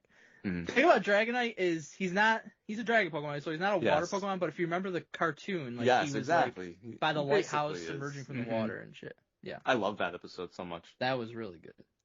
Alright, now we got a House of Horrors match. Gengar versus Alakazam. Oh, love it. Spooky. Gotta get the spooky shit in there. Absolutely. That could be like a cinematic type of that has to be match. Has to be cinematic. We got the tag team championships. It's Hitmonlee and Hitmonchan Mm-hmm. versus Nido King and Nido Queen. Oh, yeah. That's a good one. I like them as a tag team. I think like that. could work. That's I almost very did good. Hitmonlee versus Hitmonchan, but I thought it was too simple. I agree. I started out like that, and I was like, no, they need to be a team. Right. Too easy. Mhm. So I like the team. War Games. 3-team War Games. Do you remember the War Games in NXT where it was like 3 members of Sanity, Yeah. Oh, 3 yeah. Undisputed Era, and then Roddy with the AOP? Oh, yeah. I prefer that type of war game. That was a very fun one. I love that one. This is that. Bulbasaur, Charmander, and Squirtle. Hell yeah. Vaporeon, Jolteon, and Flareon. Yep. Articuno, Moltres, and Zapdos. So I love it. That's awesome. you think Articuno, Moltres, and Zapdos are going to win, but then you got the plucky underdogs, Bulbasaur, Charmander, and Squirtle, and spoiler, they're going to win. Of course. They're the best. Co-main event, triple threat match for the World Championship. Charizard versus Blastoise versus Venusaur. Yeah. Mm-hmm. The Battle of the Behemoths, my 3 fave, like, last level evolutions of Pokemon. Absolutely. Easily. I love them. And the main event, this is very storyline driven. This is bigger than a title, BG. Mm-hmm. This is a battle for the life, the soul Mm-hmm. of Ash Ketchum. It's Ash's Pikachu against Mewtwo. Holy shit. Like the movie. Like the movie, exactly. Hell yeah, I love it. Those are some good cards, I'll tell you what. I love it. I like that I card would a lot. watch them. I really Great like the I really like your tag team match. Thank you. I started thinking about like Kangaskhan could also be they get into a trios championship. True. And then I guess you could have like Hitmon top if you want to add him. But that is true. he's not Gen 1, but I guess I could make an not Gen 1. exception for him. I almost made an exception that. for Tyranitar because Tyranitar is pretty cool. Mm. I didn't do it. See, I have no connection to Tyranitar. I think he would be a good matchup for Dragonite, so I was thinking about that. Oh, yeah, that would be cool. Yeah. There's so many good Pokemon, but the 151, the original 151, is just, I don't know, maybe it's because like that's what we grew up with, but I just feel like the designs are so much better, like. Because when we started, that's what it was. It's all it was. The original games, it's all it was. Pokemon Snap, Pokemon Stadium. Everything. So good. Yep. Man, that was a great. That's a great email. 2 amazing emails this week. Excellent email. I'm so happy. I say it every time, but like, I'm so happy Donnie's not here for these emails because then we actually have fun. He would have absolutely ruined that. And did we take a long time a little bit on these? Yes, but because we want to answer them properly and do them justice. He would just be like, I gotta go. I'm gonna smoke some fucking weed in my garage and listen to the game. Shut the fuck up. We don't care. All right. Happy guys, Halloween, everybody. Yes, happy Halloween. Have a safe and happy Halloween. Enjoy it.